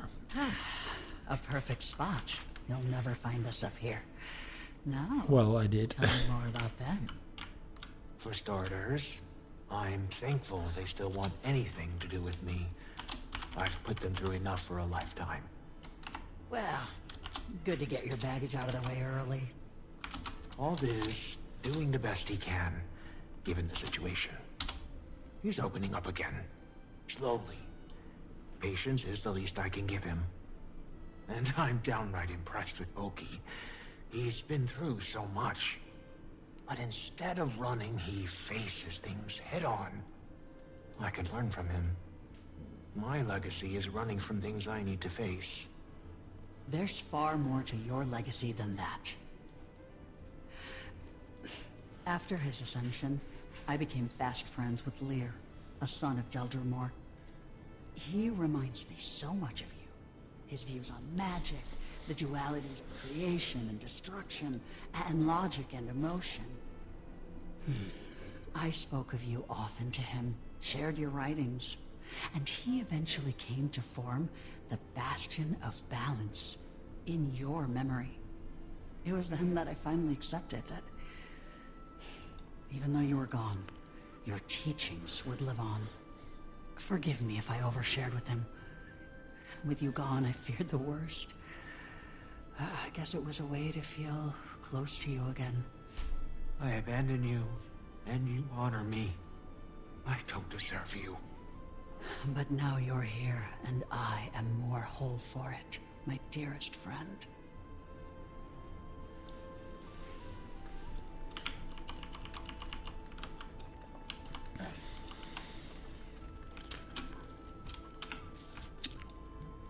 More of that sappy dialogue, I guess. It can be described as that. It's not unwelcome. Don't let me be cynical about it. just again, we don't know these people for very long. I mean, it's sort of hard to get into the right mind frame to appreciate these little personal stories. Anyway, I guess that's all there is to be found in this instance. I guess all the letters would be inside. I'm just gonna do a quick perimeter sweep, whether we're not missing anything quite obvious, because again, last time I feel like I've missed all of the texts. Now we can go inside this house for what it's worth. That's within bounds, but I think that's just what the story boundaries necessitate. See, this is already out of bounds, so I'm guessing we're not gonna get a lot of interesting stuff here. Neither in this one building. Again, sort of just like creating a logical boundaries. Yep, this is very much the same as it has always been. So hopefully we're not missing anything. Let's go. We are gonna go to Mount Belrior now, and we can take a shortcut. Now, you may notice one thing, and that is this portal. This portal, the red one, is a raid icon, so there is a raid. Now, I haven't played the raid. I wish I have played the raid in the past, because apparently it ties into the story a little bit. But I'm going to talk about my plans about sort of... So I want to kind of experience it for myself first, without like watching it on YouTube or whatever. Which is eventually what I'm going to end up doing, I guess. But before that, I would like to see whether I'm going to have the opportunity to actually...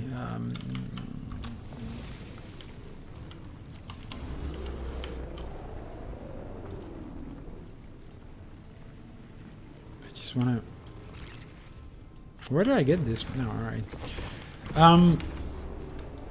Whether I'm gonna get the opportunity to play through it myself.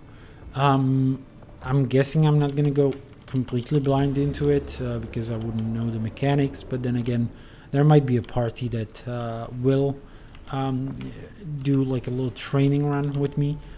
It would be nice. It would be nice, but I definitely don't expect it. Either way, we're gonna put off the raid for now. Likewise, there is a piece of sort of story that is delivered through a different instance than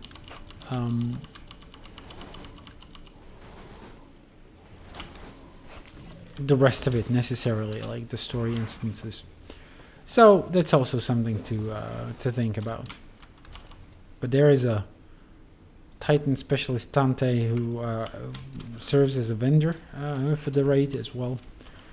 We cannot quite interact with... I mean, we can interact with him, but not get any sort of story or anything of value out of this guy. So we're in Mount Belrior. So this is pretty much the same map that is used for the raid as for this story instance. And also for one more instance. I'm going to address that a little later. For now, let's go.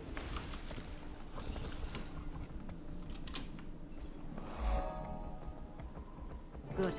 We're all What's here. up, fuckers? Bad news first. A nasty storm is coming. It's blocking the reinforcements from crossing the bay, even with the lowlanders guiding them. If that storm is headed our way, then we probably need to get moving. Scouted ahead. There are some ruins just up the mountain. Might be a good foothold before we push on the Titans. Anything else? That's as far as I felt comfortable going alone. Spawn everywhere, from all three of them. Then we push to camp and take it from there. We just don't have a lot of time. Every move needs to be deliberate. Wait! Vale, what are you doing here? I'm not letting our claw climb Mount Balrior without a spearmaster. A good warrior, an even better friend. May the wind carry us. My spear is yours, Alder. Ready, everyone? No time like the present. Let us end this.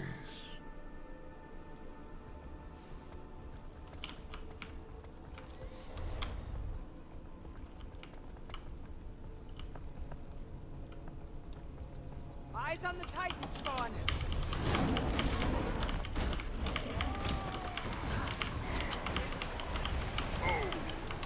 Armored up!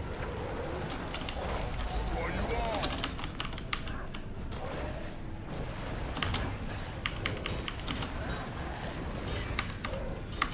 Kill them all!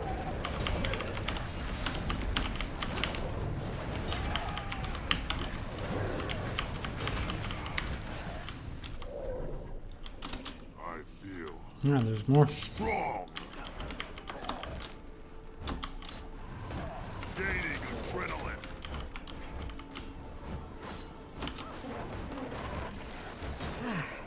A moment of relief.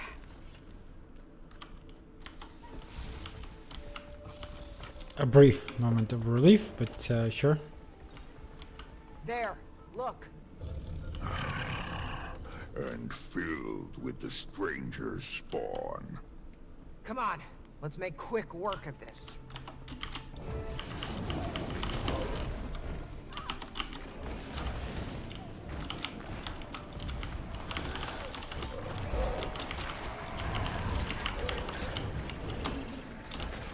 You can't stop me.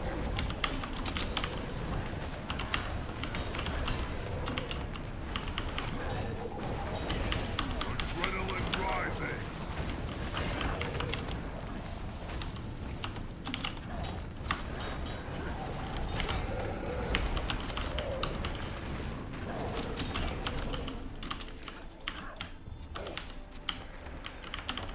Never enough time to switch to the spear.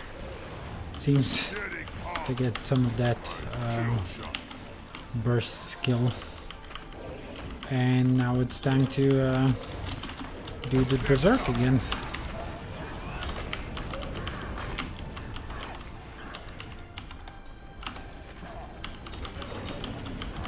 I mean, it's not a bad combat flow for what it's worth. I don't hate it. Secured. Clear sky. The On the mist's berserk. energy shouldn't be too severe. We'll have the upper hand. And no bloodstone in sight. Also good. Time is our main enemy then, especially if a storm's rolling in.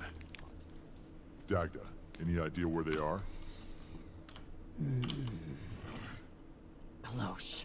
But their energies are separate? They're on opposite sides of the peak. Maybe they're expecting us. Probably a trap. Regardless, they'll learn of our presence quickly. And if they can sense when their spawn are killed, they're already preparing. It's a little while, but I have an idea. If they split up now, so should we.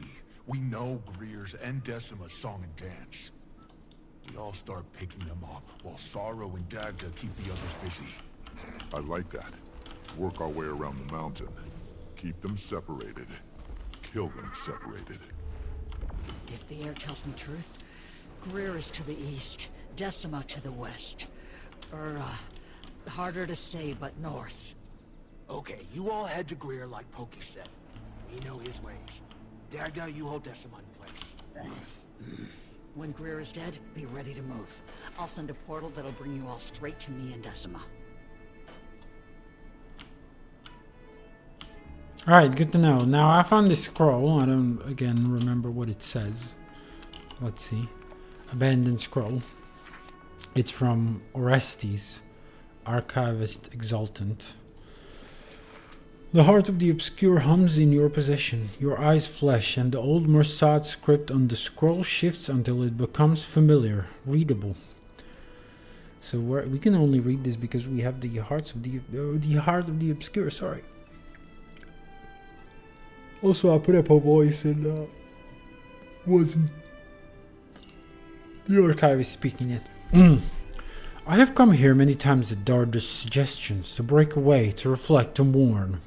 Thoughts of my kin have soured as of late.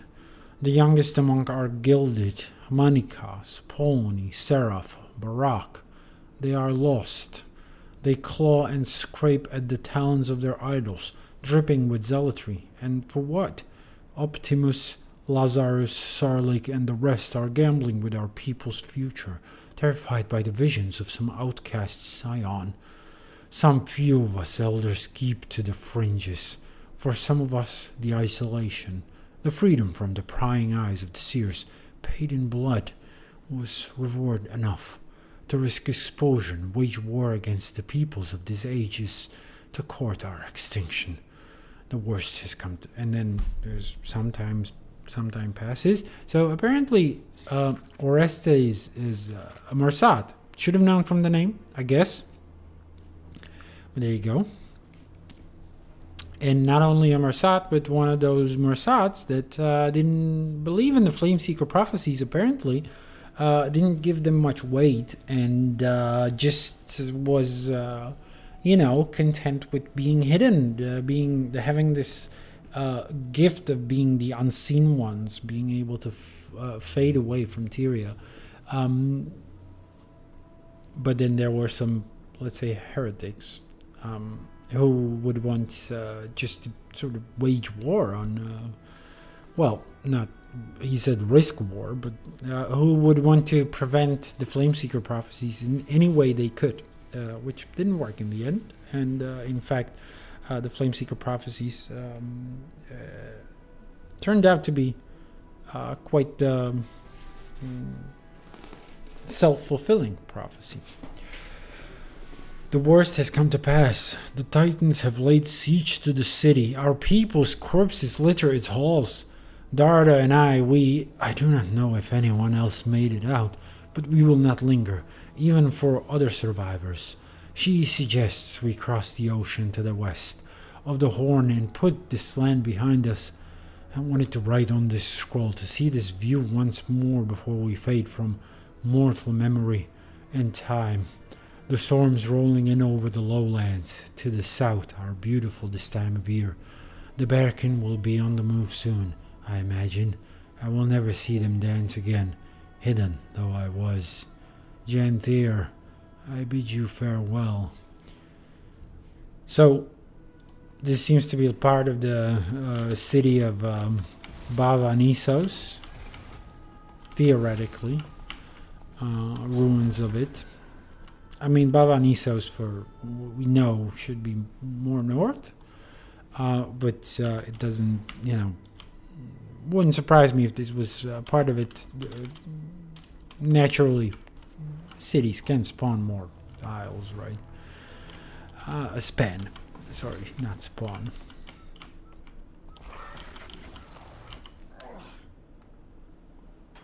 Ready to go. Let's move out. Good luck. Yeah, we're building a campsite, and you'll see, I don't understand why, necessarily. But yeah, we're splitting up, as you've heard them discuss the strategy How's here. everyone feeling about this? A pinch nervous, but this is necessary. I look ahead for days without strife, hoping they near.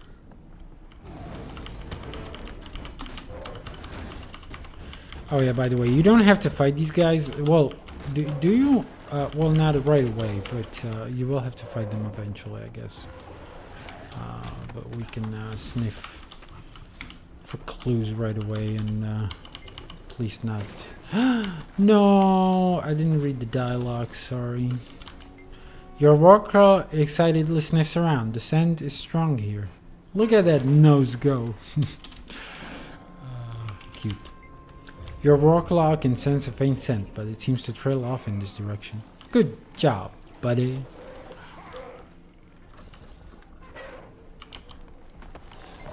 Your warclaw is picking up a scent, but is neither strong nor faint. This seems promising.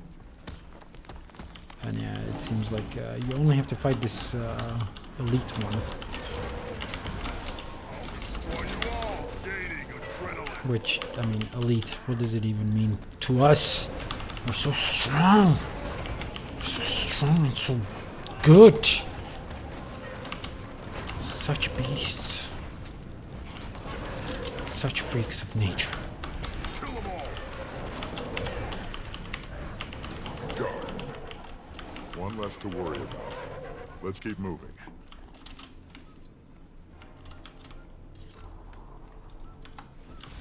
And yeah, you may be wondering about these winding paths that ultimately lead off the boundaries. They are part of the raid, I guess. Greer. Let's go. I can see Greer. Again, we don't probably have to fight these. That's why I'm not gonna do it then. Let's move on, shall we? The Greer doing his little dance. Look at him go. Look at him being like all fucking goofy. Swaying his... Come once more to court, death. No more hiding, Greer. Bravery, a trait of the ignorant. I feel like his voice changes from time to time here in this instance at least. I don't know if from time to time. And again, achievements for not getting downed a single time, I believe, if I remember it correctly. Do keep an eye out, I guess.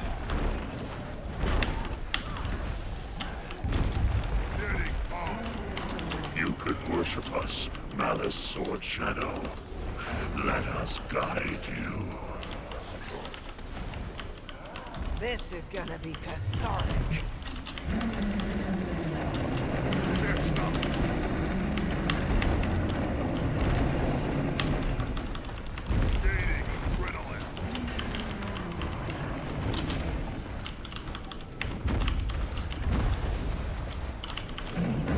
Patience will speed your decay.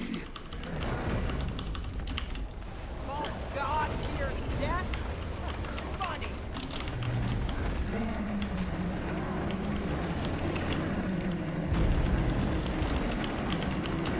Adrenaline rising. Kill them all.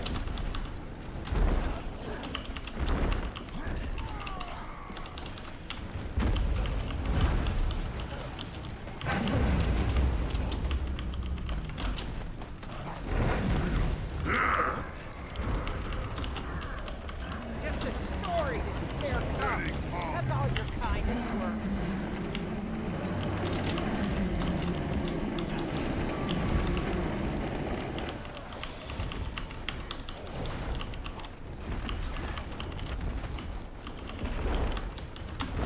Can't stop.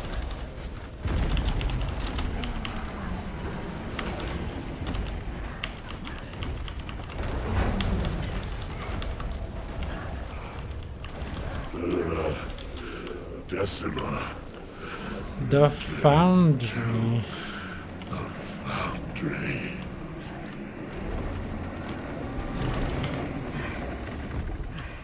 Are we okay? Everyone alive? Alive? Yeah. Right on time. Come on. Alright, so a portal appeared. That's, I guess, what we were referring to when saying right on time. But just like that, Greer dies. Now, if it seemed like an overwhelming fight, it was because it is. And I get the feeling that the fights are going progressively worse in terms of, like, engagement in combat. I feel like they're just so fucking weak. And Greer should be like this massive fucker to all of the Titans, right? They should be like very involved, and I'm afraid at least Greer wasn't. Greer was a very boring fight. I guess for new people might not seem like it, but definitely to me it feels like. I guess we need to kill them all before we can get the fuck out of here. Gaining adrenaline. Getting up.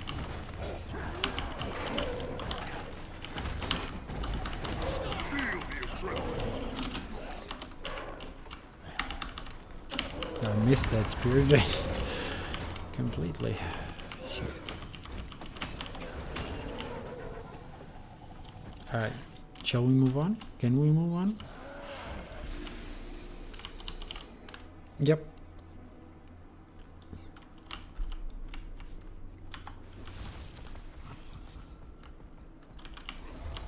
Quiet. She's just ahead. Oh, I see her. I'm certain she can smell me. Think she's waiting for us to make the first move? Might be. Let's make her regret that. Okay, let's run straight into a trap. Oh. Okay, not through here. I wanted to make an entrance. Apparently that cannot be done. Alright, let's fuck her up then. The ants return for a crumb of bread, unknowing what... Huh? I can smell him on you. And yeah, he's dead, bitch. You.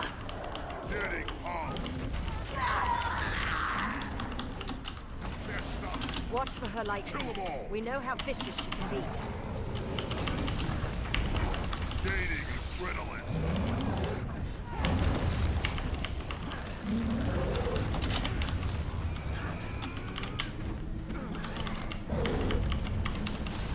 Leave these blacks.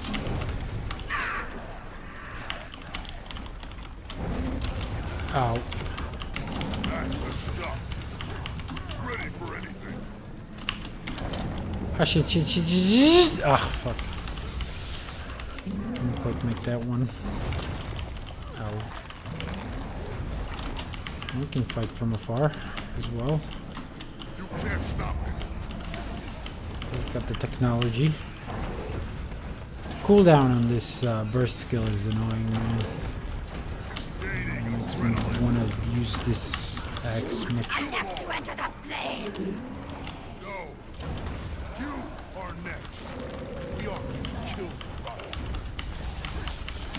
Feel the adrenaline.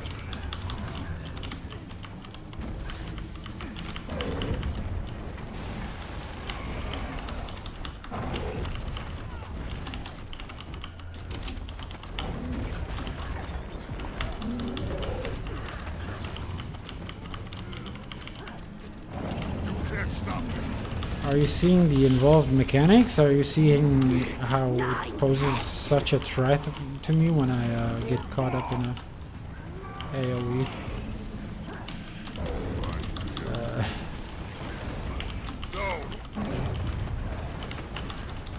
It's, that's Guild Wars 2 star content for you.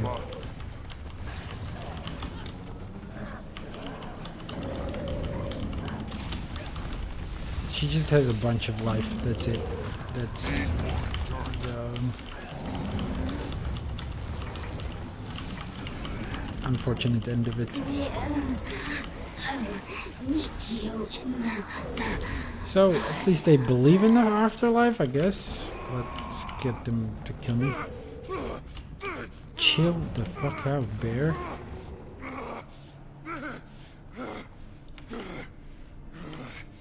I didn't break a sweat. Though. Easy, cub. My son. Okay, Malice, what now? We're gonna face Ura. Here's, yep, this is part of the instance. Hold on. Gonna feel that one for a bit. Doctor, Commander, I think you two should go ahead. I don't think the rest of us can push much further. Yeah. Probably wise. Wayfinder, how is your strength? Are you okay to face Ura? What? Let's go. I will remain here and protect them while you march. This is such bullshit. Sense sorrow and Ura ahead. Come on. So we're finally gonna meet Ura. Excited? So they did mention the Foundry, by the way. I mean, Greer did. Well, first of all, meet you in the fire. I guess they might mean the fire of the Foundry. And the Foundry is the foundry of the failed creations. We must have talked about that on the last stream. If not, that is where the Titans were created, at least the ones that... No Titan spawn. Sorrow probably cleared the way. I hope. Your worker excitedly sniffs around. The scent is strong here. Look at that nose go. So yeah, the thing is just like the foundry of the failed creations was where the Titans that he did sort of Abaddon's bidding, at least, were made.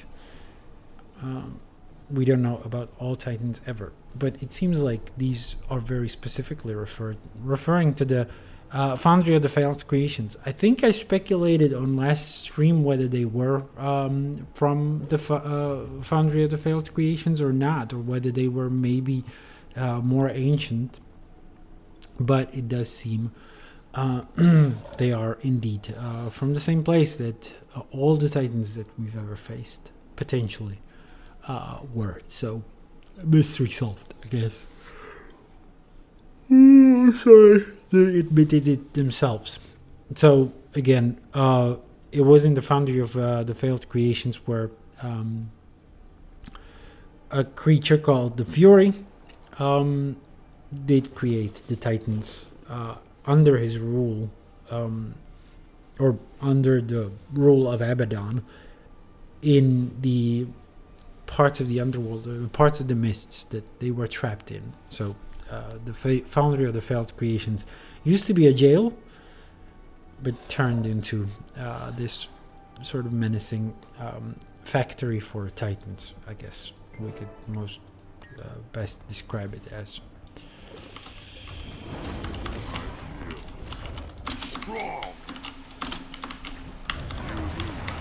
Fuck did you say? Motherfucking this fight is more challenging than fighting the Titan spawn. I'm not even kidding. Sort of ruffling my feathers here a little bit. Oof, buddy. Come on, enough with the CCs. Only I can dish out CCs. Fuck! I'm gonna go down? Holy shit, I got downed. Incredible stuff. Luckily we got allies.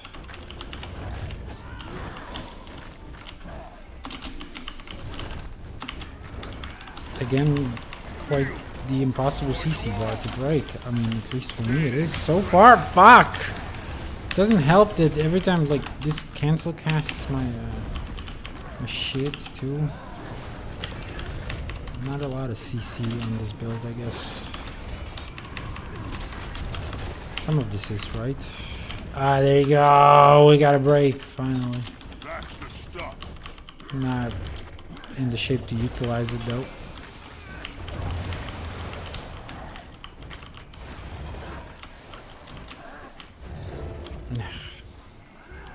Shame, that could have been a killing blow. Strong.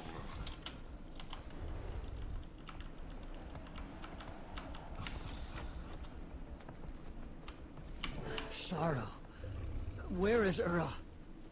Ahead, I think. She's managed to elude me thus far. Keeps sending spawn to block my path. Like these guys.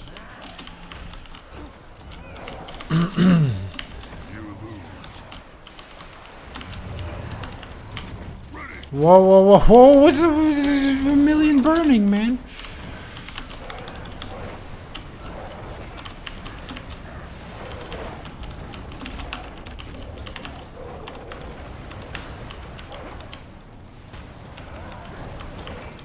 Does this thing go on cooldown only when we get hit or some shit? Or sorry, when we don't land the thing? I think I've read something about gaining might. Like if it gives me might.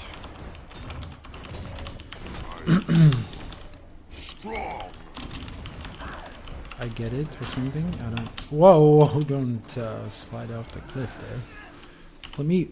Can I read it from over here? Weapon skills. Oh, there are no burst skills described here. I guess that's some bullshit. That's some grand old bullshit.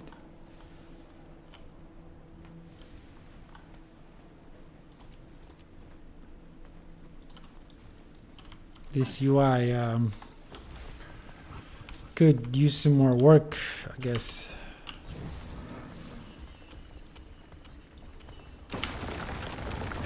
Where could she... Look, is that a piece of bloodstone?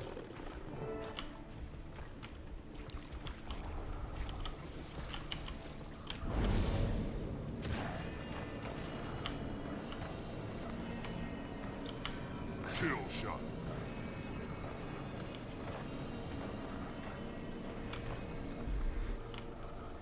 Whoa, did I stray too far? I did, apparently. Oh, whoa! Stone is about to search. Come to me.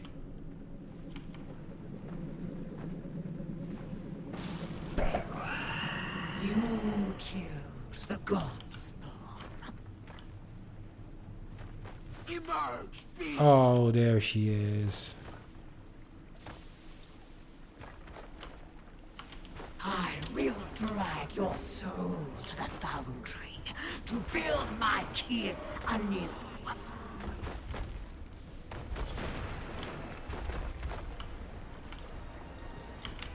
So yeah, you're supposed to immediately use the shards to sort of... Oh, they are just to block the gazers.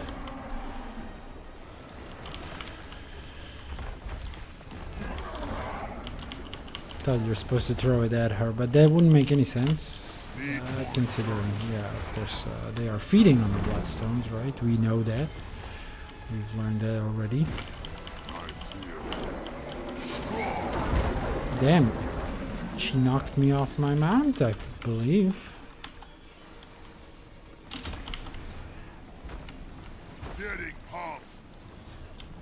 So far, it doesn't pose much of a threat, even though we are taking her precious bloodstones away from her.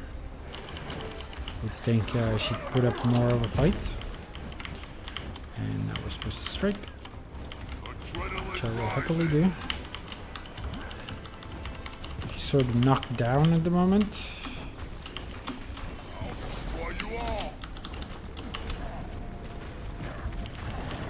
Gather your strength into a powerful attack. If it hits, might it recharge the skill. Yeah, so if only if we land it, do we get it recharged right away. Which is fun. That's way more fun than the fucking spear.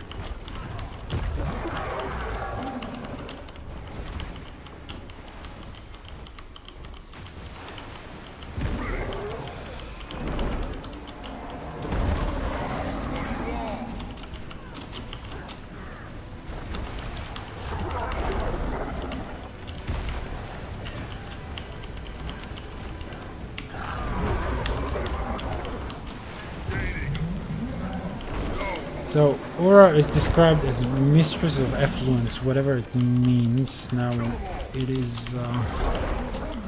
So, I don't know the English word effluence, actually. But I'm wondering whether it might not also be a name, perhaps? I don't know. Maybe... It would be a little more revealing if I knew what it means. Well, okay.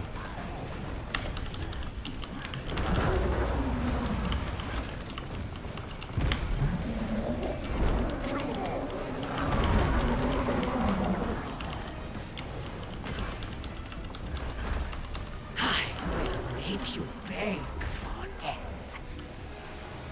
You're no god. You are not even of the gods. I see a stain.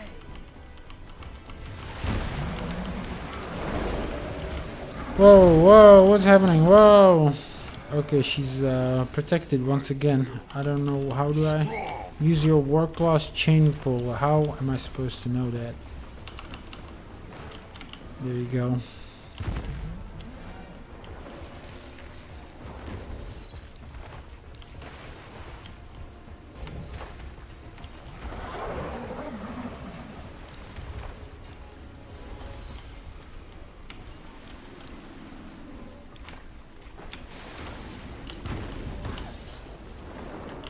Come on, she knocked me off my fucking mount? Where am I supposed to continue with this one? Oh, I see it.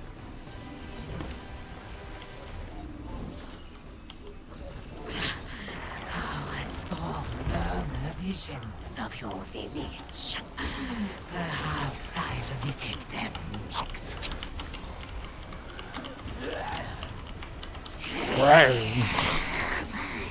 They're snarling at each other now? Fuck is happening? I mean, I know what's happening. They're snarling at each other.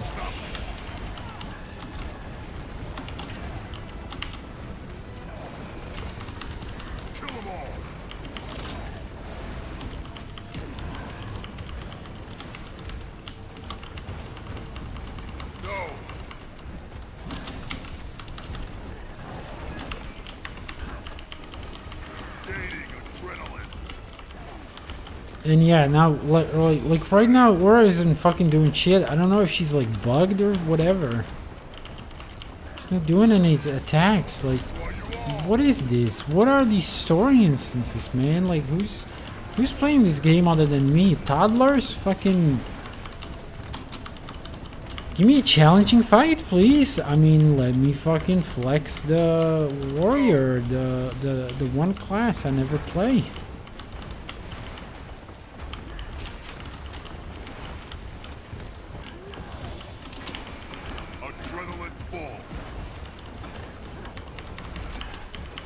Fucking not doing anything. You can at least, like, I guess, I don't know, appreciate her model in this sense, I guess. Well, she's got her eyes closed, if I'm not mistaken. You can't stop me. Kill them all. Spilling Godspawn blood will do your fate. Do my fate. So this one gets panicky way sooner and way more easily than any of her underlings.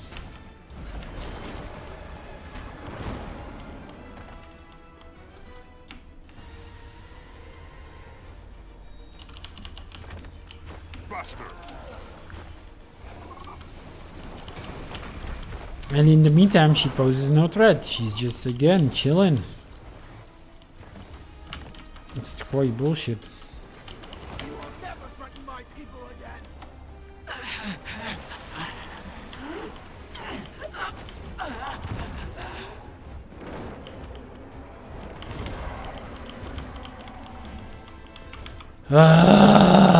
Make it to her, damn. Too far. And let's redeploy the axe, actually.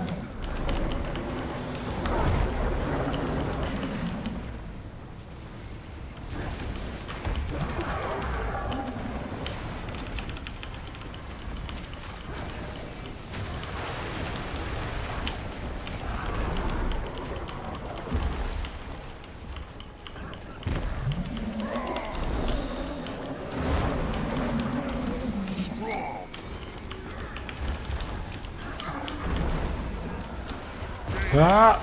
Can we kill her with a shield? No, she cannot be killed anymore. The threat. Yeah, come on.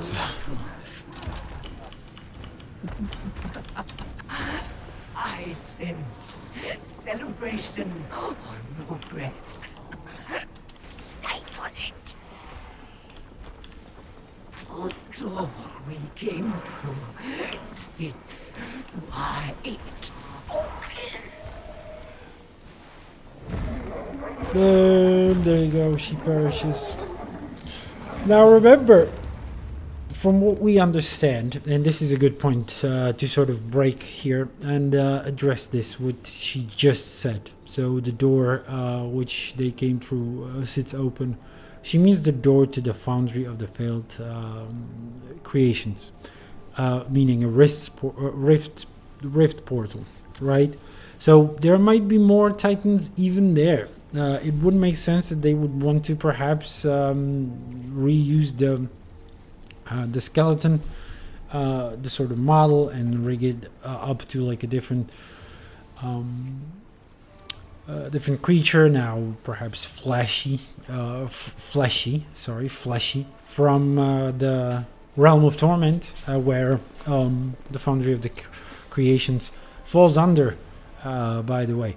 Oh my god, what is wrong with these fucking bots? So it would make sense perhaps for ArenaNet to do that, to create more Titans.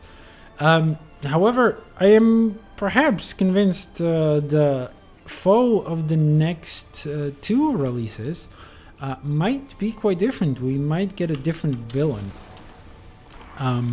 So yeah, let's address also again another elephant in the room is the unceremonious nature of killing these motherfucking Titans. Like, this Titan appeared for all of one fight, and immediately fucking we killed it with no fanfare, and the fight again was just super not challenging, fairly boring, uninspired. I guess they blew their load quite definitely on whoa, you can swim here.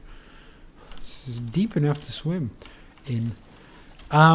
They most certainly blew their load on the Raid Wing, and what is also part of this release is a convergence. So there is a convergence on Mount Balrior, and I'm gonna get to that one a little later, I guess, as well. But yeah, fight super underwhelming, and as a result, if you meet Aura in this story instance, she's fucking nuts. She doesn't feel threatening or whatsoever. However, the door to the realm of, or to the foundry of the failed creations remains open. Don't quite remember if we're gonna address that later on in the story chapter as well, in the sort of epilogue part. We'll see. Either way, it leads me to believe that it's not going to be more Titans. I mean, they might be incidental enemies inside the Realm of Torment. We might be going to the Realm of Torment. It's weird that we would be going there, perhaps in the next expansion. But it is a possibility, and I think we might be facing the Marganites.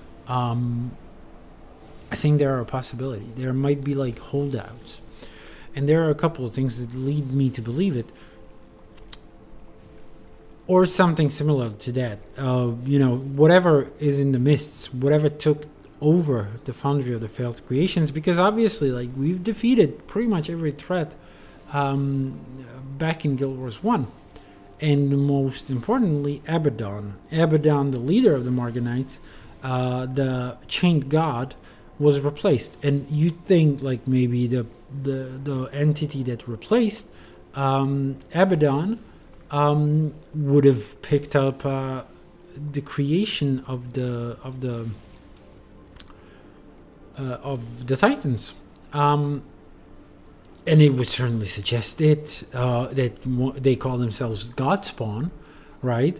So that a literal god created them, i.e. Abaddon or their successor. However, we know who succeeded, Abaddon, and that's Cormyr. So you may think, like, what? So did Cormyr turn evil? No, we've got the Path of Fire. We've met Cormyr, and Cormyr just straight up said, I'm gonna fuck off, even from the Mists, even from Tyria. So unless she sort of came back and become corrupted, much like Balthazar did, I guess. Unless that happened, I don't really see anyone replacing the god-like entity that initially was responsible for creating the Titans.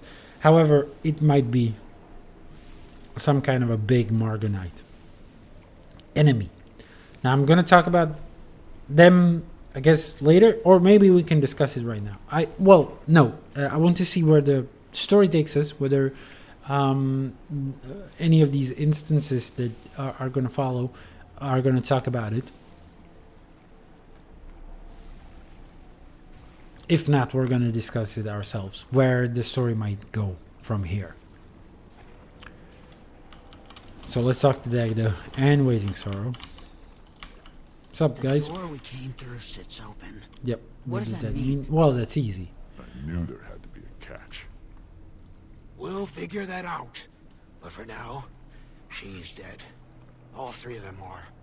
I'll collect the others and return them to the village. Their wounds need tending. I'll meet you there. I want to linger behind for a moment. Yeah, I guess we're gonna be doing a little bit of a reconnaissance. Again, I don't understand why we set up a camp. We're immediately leaving the mountain. Again, like, I don't like the instance. I don't like the release in terms of the story it's delivering. I feel like it's a little underwhelming. I mean, underwhelming is a weak sentiment or a weak word. What did you want from us? From Tyria?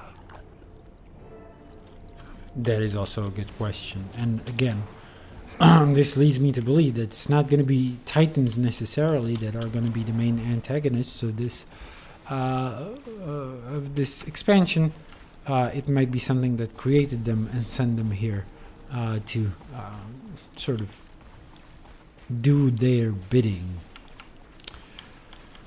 And yeah, I believe it might be Marganites. But before we go into those, I would like to continue the story because I believe there is like an epilogue chapter where we sort of debrief back in Harvest Den. So let's see how that plays out. Then we're going to go into speculations. And then we're going to go into further plans for our streams. So sit tight. The end is near. It is a short release, by the way. This one. Again, I feel like they delegated a lot into creating the raid wing, apparently, into doing the convergence. I guess that took a toll on these regular story chapters. Wayfinder, welcome to the night of quiet breath. Feast before the battle, take a nap after. Ah, my kind of party. Is it? Come on. Everyone's resting.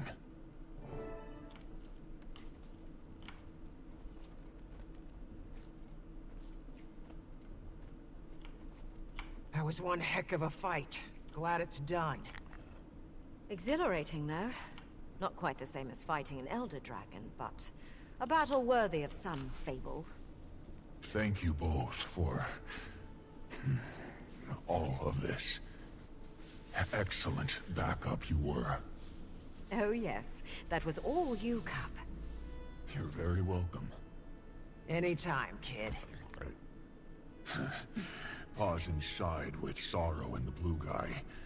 Might want to make our way in before. Oh no. Malice and I will wait out here and keep guard. Mm-hmm. Cute. Come on, Pokey. Better get in there before another battle kicks up. After this, I'm starting torpor early. Torpor. He says it short, not torpor. Torpor. Let me check for some more fucking lore here. Like last time they kind of pulled the rug from underneath me to an extent. I'm guessing that's not gonna repeat.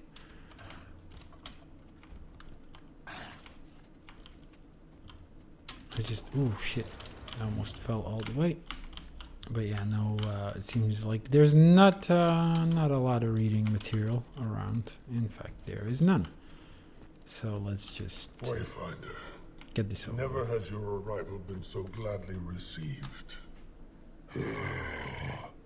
Thank you for allowing us in your home, Claw of the Lowland Coden. The threat has passed. Now, we must heal. I agree. And on the topic of healing, Waiting Sorrow has more to tell you. More? Hey now, my cerulean guest. We already know she's a wizard, or whatever you want to call all that. Little Claw, there is more to say. There's a version of the story that would take me years to explain, but I owe this to you both.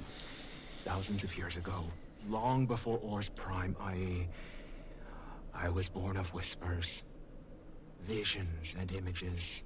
I was destined to become a voice of Coda, the youngest the Coden of that era had seen. My Claw, he was kind, fierce. He sat with me many a night as I acclimated to my role. We bonded, but the dragon storm raged outside our dens, and as the storm picked up, Coda's voice turned angry. My reality changed. I started losing myself. I couldn't trust the visions. They lied to me. I'm not certain it was Coda that I heard. I hated having a destiny, and I felt like a threat. So, I left. I know this story. Of course, everybody Sorrow does. came to me, and I helped her sever her tie to the mists. Coda's voice no longer burdened her. You are the missing voice of our ancestors. I am. And I have regretted leaving my people every day since. That's why I came here. My people are not a balm for your wounds. That's never how I meant it to be. I am sorry, Alder. Air is what I need.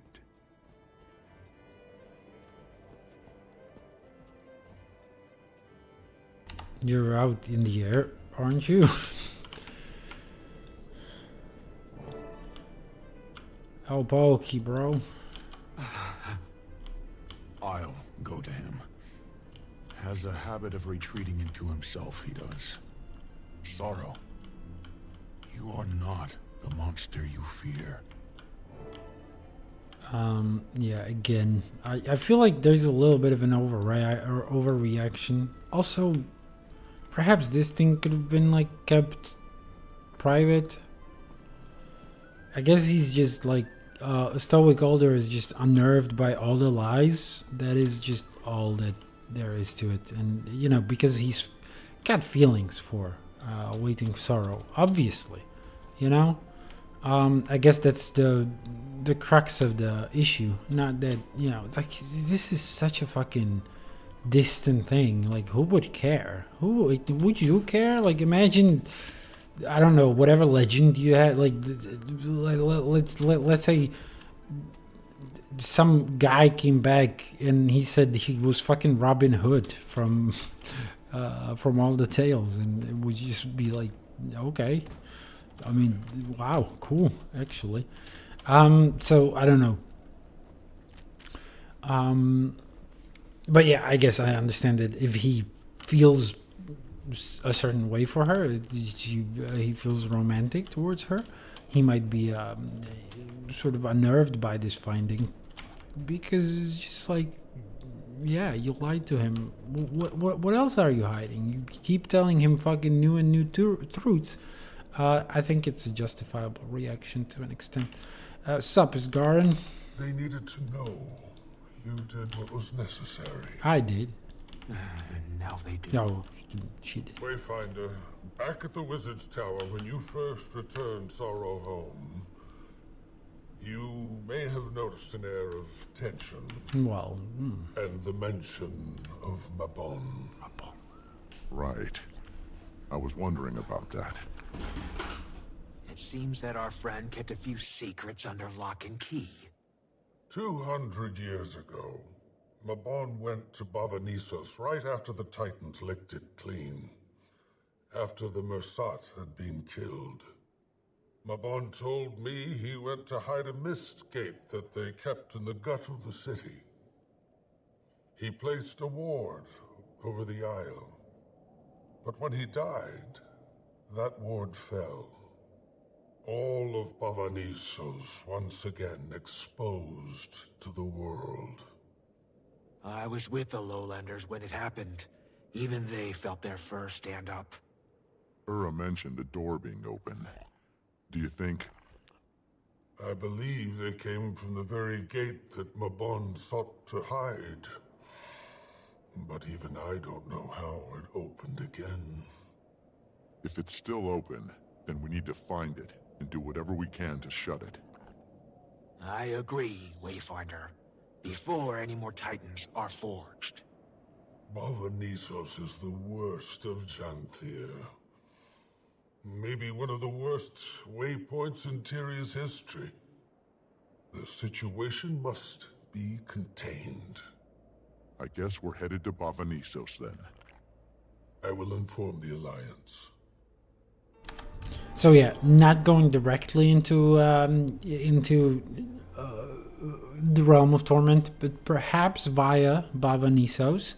That might actually be a thing. The last of the story chapters might take us into the realm of torment, which would be wild.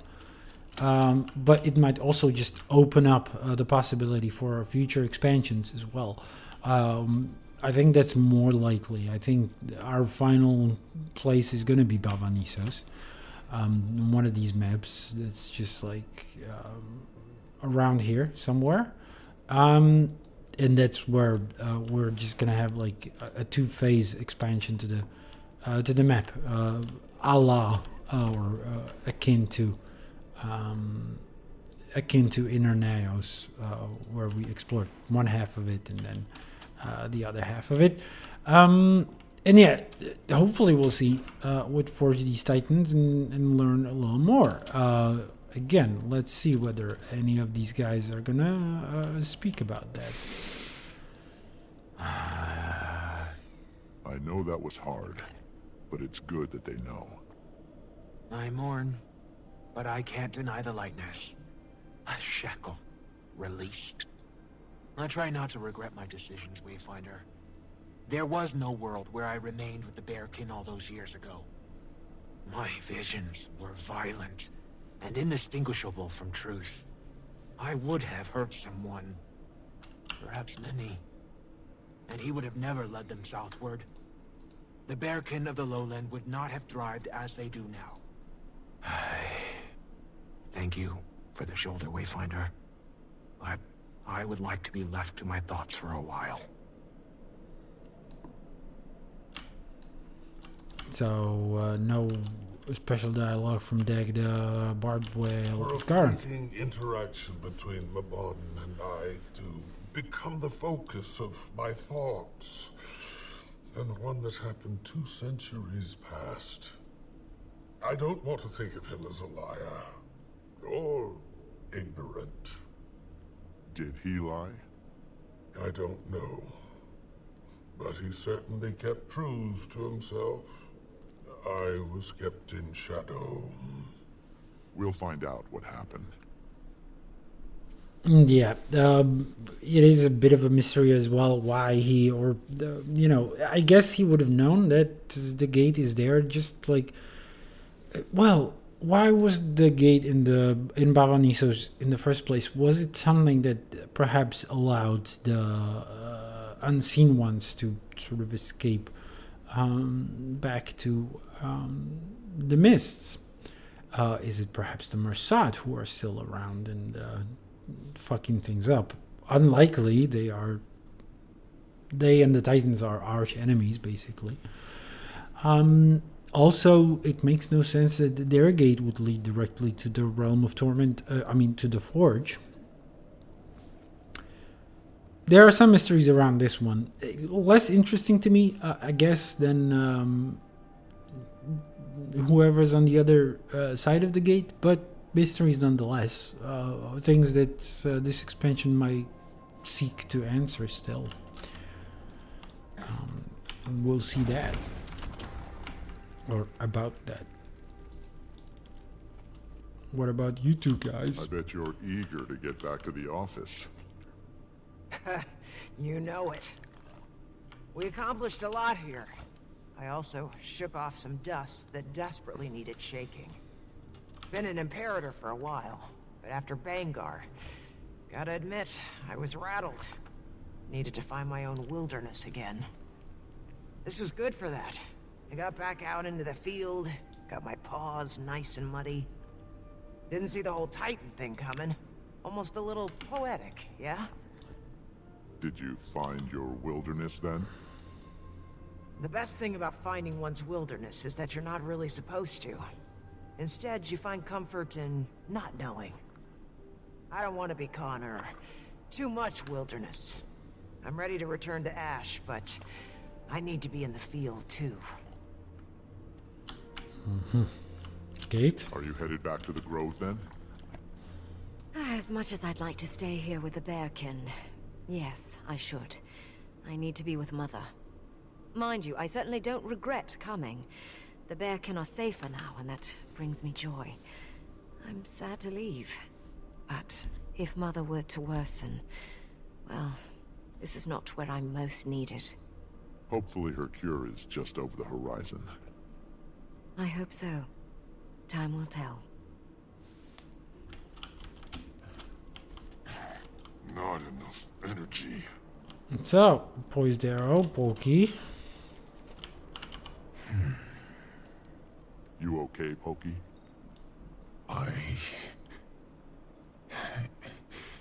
You know, I'm just fine. Is that okay? I feel like my core should be shaking.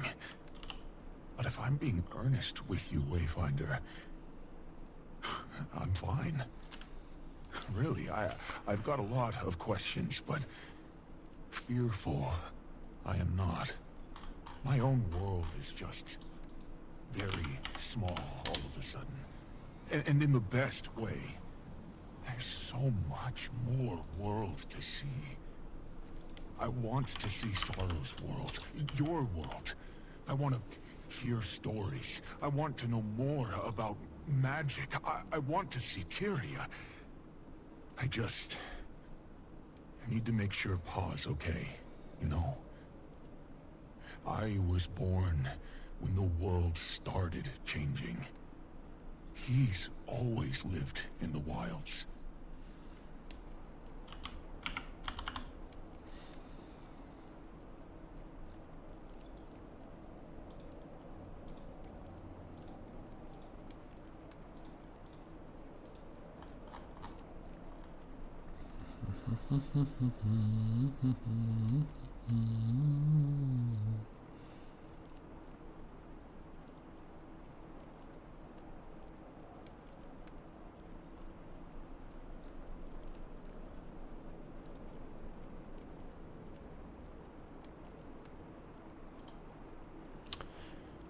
All right. Sorry, I'm just doing some very brief research over here. There you go. Let's talk to Stoic Older. That pretty much concludes the chapter. I've heard that tale from Ashmakers my entire life. I'm sorry. I never meant to deceive you. I'm put into a lot of situations like that. Blame you I cannot. You are just another leaf caught in the runoff. However, I don't think I can join your alliance. Not right now. Wait, hold on. It's not for fear of you. Your alliance has been generous. Most of the Astral Ward as well. Our world expanded with such velocity.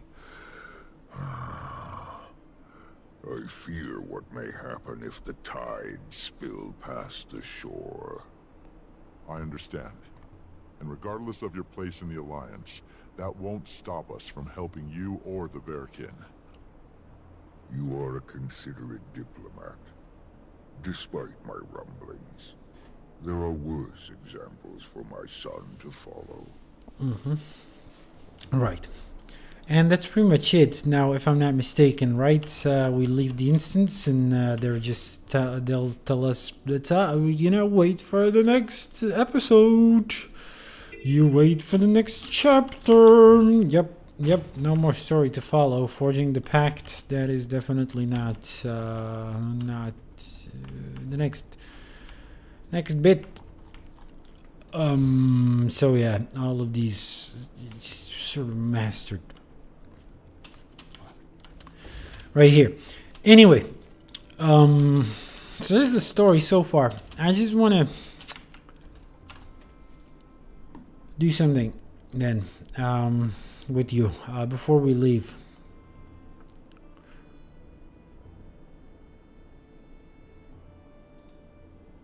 Let me make my entire monitor visible, and that's because we're gonna do this thing. And we're gonna go to the wiki. So for a sort of a refresher, right? Marganites. Sorry, that's not how you spell them. The Marganites are the primary demonic servants of Abaddon, chosen and favored with his divine blessing. So demons. And the demons can be found in the realm of torment and, in the foundry of the failed creations as well. So when I'm referring to Marganites, I'm referring to this villainous group. And among them was Malix the Unyielding. A gorilla-like looking motherfucker.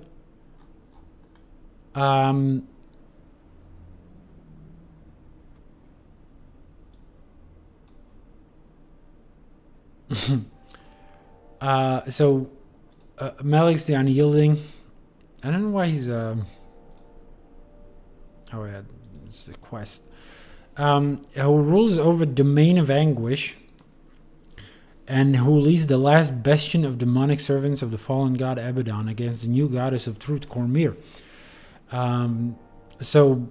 But there's a quest where you kill him, so you essentially disperse the Marganites. Meanwhile, and they have this purple hue. It would be fascinating to see them right away in the next patch, but I think it's not necessarily all that likely. In the meantime, we've already done this on stream, but the Fury, they call him the General of Doom, but I sort of want to dispute that. Either way, he is one of the Lords of Anguish, who are serving Malix the Unyielding, and he is the guy who created the Titans, who's tasked with creating the Titans. So while Malix is killed, we don't know the fate of the Fury. I think we never necessarily kill the Fury. Canonically, Malix would have been sort of killed, However, you may know Malik's the Unyielding from being a legend. This is a fascinating picture, extracted sort of from the game, from the menu. But yeah, he's got this sort of cute little mask here. And let's see if he's got any dialogues. He does. Idle conversations, right? So Malik talks to you.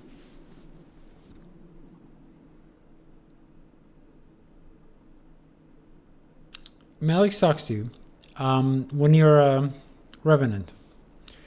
And he's got idle conversations. So upon activating Demon Sense, he does that. At least now I shall feast on their anguish. Unleash me, right? Maybe we can actually switch to our Revenant in game real quick, so I can do that thing. Which Revenant? It doesn't matter. There are 2 Revenants I actually have at the moment on my account. Does this one have Malik's unlocked? We'll see whether, actually even equipped. We'll see whether the dialogue will trigger. I'll let it play in the background. It is very infrequently that it triggers, but yeah, when you sort of, and I guess we need to be in combat for that to happen, that the legends speak. Let's get into combat then. And see, unleash. This is what Malik's actually sounds like. He's sort of trapped in our head. I would sort of even call it. Either way,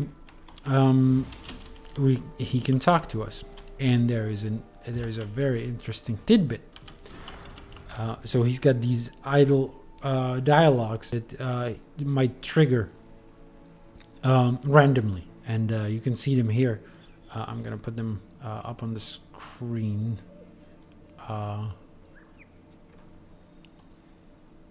So he says, demons of torment will hound you to death and beyond. And we say, enough of your threats, I'm not impressed. Then he might say, I shall consume you from within. Only if I'm already dead. You can't hold me forever, but I can hold you as long as I need to. The wail between Tyria and the mist thins. It feels natural, and yet worrying. For you, not I. Who is this you channel? The painting lady? Kind, elegant, powerful. She was the first to die. I don't know where these idle conversations happen, wherever you are. The painting lady, kind, elegant, powerful. Who is this you channel? Who is she referring to? Or he referring to?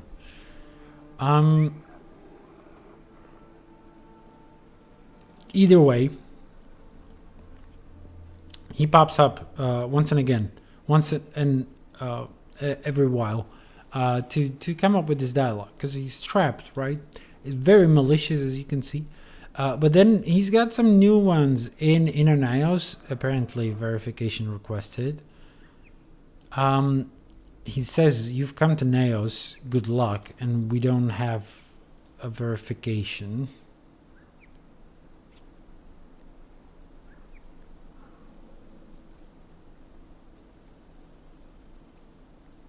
Then what? Okay.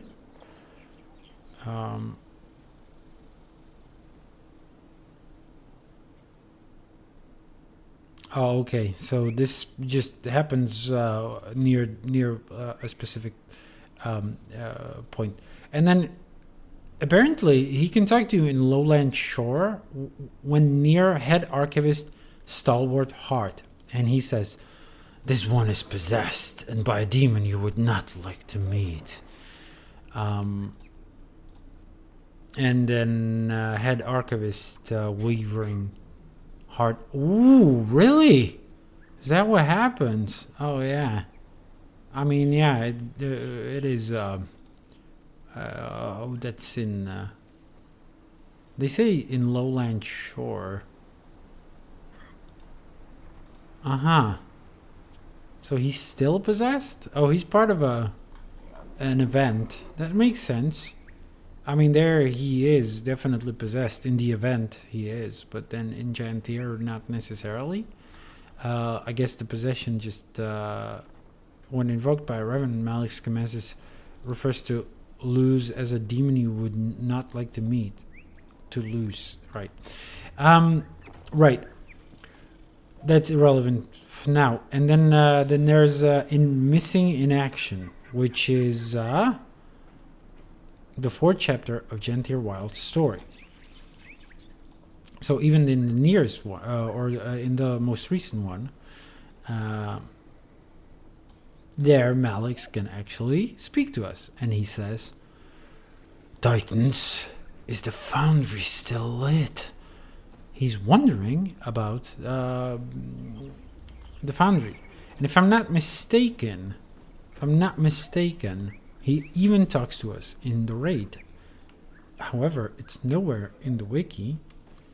But let's see if Mount Balrior, Malix. What's up with Malix? I would love to hear from you. Okay, that's very old.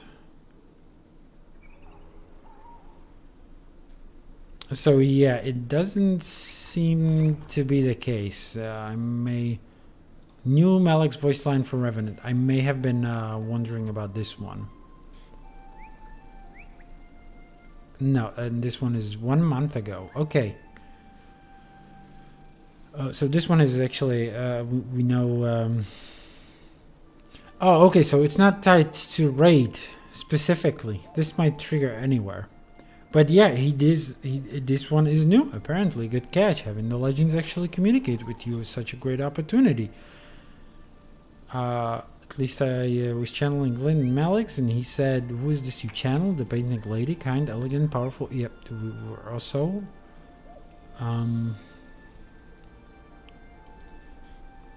Demons of torment will hound you to death and beyond. So yeah. Enough of your threats. I'm not impressed. There you go. We've got one of the lines. This one is one of the old ones, but apparently there are new ones, and not specifically tied to the raid.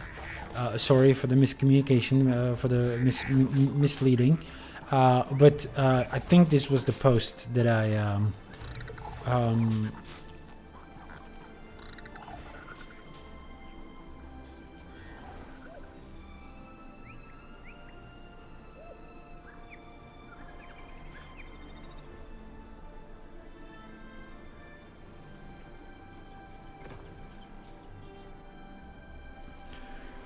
right, so he's got a bunch of new... Sorry, I'm learning this on the go along with you. But yeah, it seems that this one is new. The veil between Tyria and the Mist thins. It feels naturally and worrying for you, not I.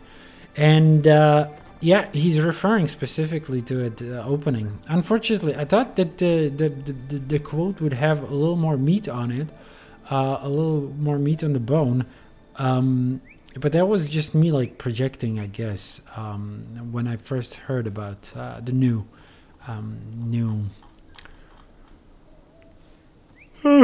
sorry, the new I swear I heard it in connection to the raid though. Malix new raid.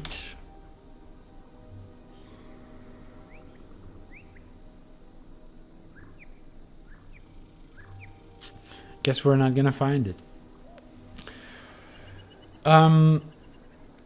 Either way, I thought Malix would be revealing something more about the future of this story. It seems not. So I was projecting there a little bit, but the point still stands. There's like a little mystery to what's hiding behind the open door that's letting the Titans in, and. As you've heard, Malix wondering whether the forge is still open or operating. Okay, so that's gonna be it for today. For today's stream. There is, however, one more thing. I mentioned the convergences. When you go back to Lowland Shore, you can notice a little icon on the map, on the mini map, on the big map. There's a little icon, but it points to a convergence. Now, it's fucking fascinating the way they tackled this one. Because look, you come in here and there's like a little bit of a fire and reserved and a seat reserved for Stoic Older, and that's when Stoic Older comes here and starts narrating your what we just did, right? Killed the three titans, and he recounts it in a sort of a story, but he makes a lot of shit up. But it is an an interesting way to deliver part of the story. I would like to show you. I've already done the convergence. Actually, I've done it for the first time ever today. But it feels very good to stream, just in terms of like being a story as well. So what I figured we might do for next time, and hopefully this works out, before we start the next story recap, we will do this convergence to Mount Balrior, and we will treat it as part of as a sort of a recap. Now, obviously, the story is going to be different when told by Stoic Older. Again, as I said, he likes to embellish things to an extent that none of it is actually the same as it happened. But it is an interesting way to deliver the story, nonetheless. And it's got a very much bigger story element to it than the convergence in Anios does. So that would be the plan for the next recap. However, before we do the next story recap, hopefully there's going to be Legendary Journeys. Hopefully. And then, if not Legendary Journeys, there are definitely going to be Doom streams at the very least. If I manage to do a raid with like a patient party, I would like to do the story of that one as well. Again, I don't want to spoil myself on it, but those are the hopes. But for now, that's it for the story recap.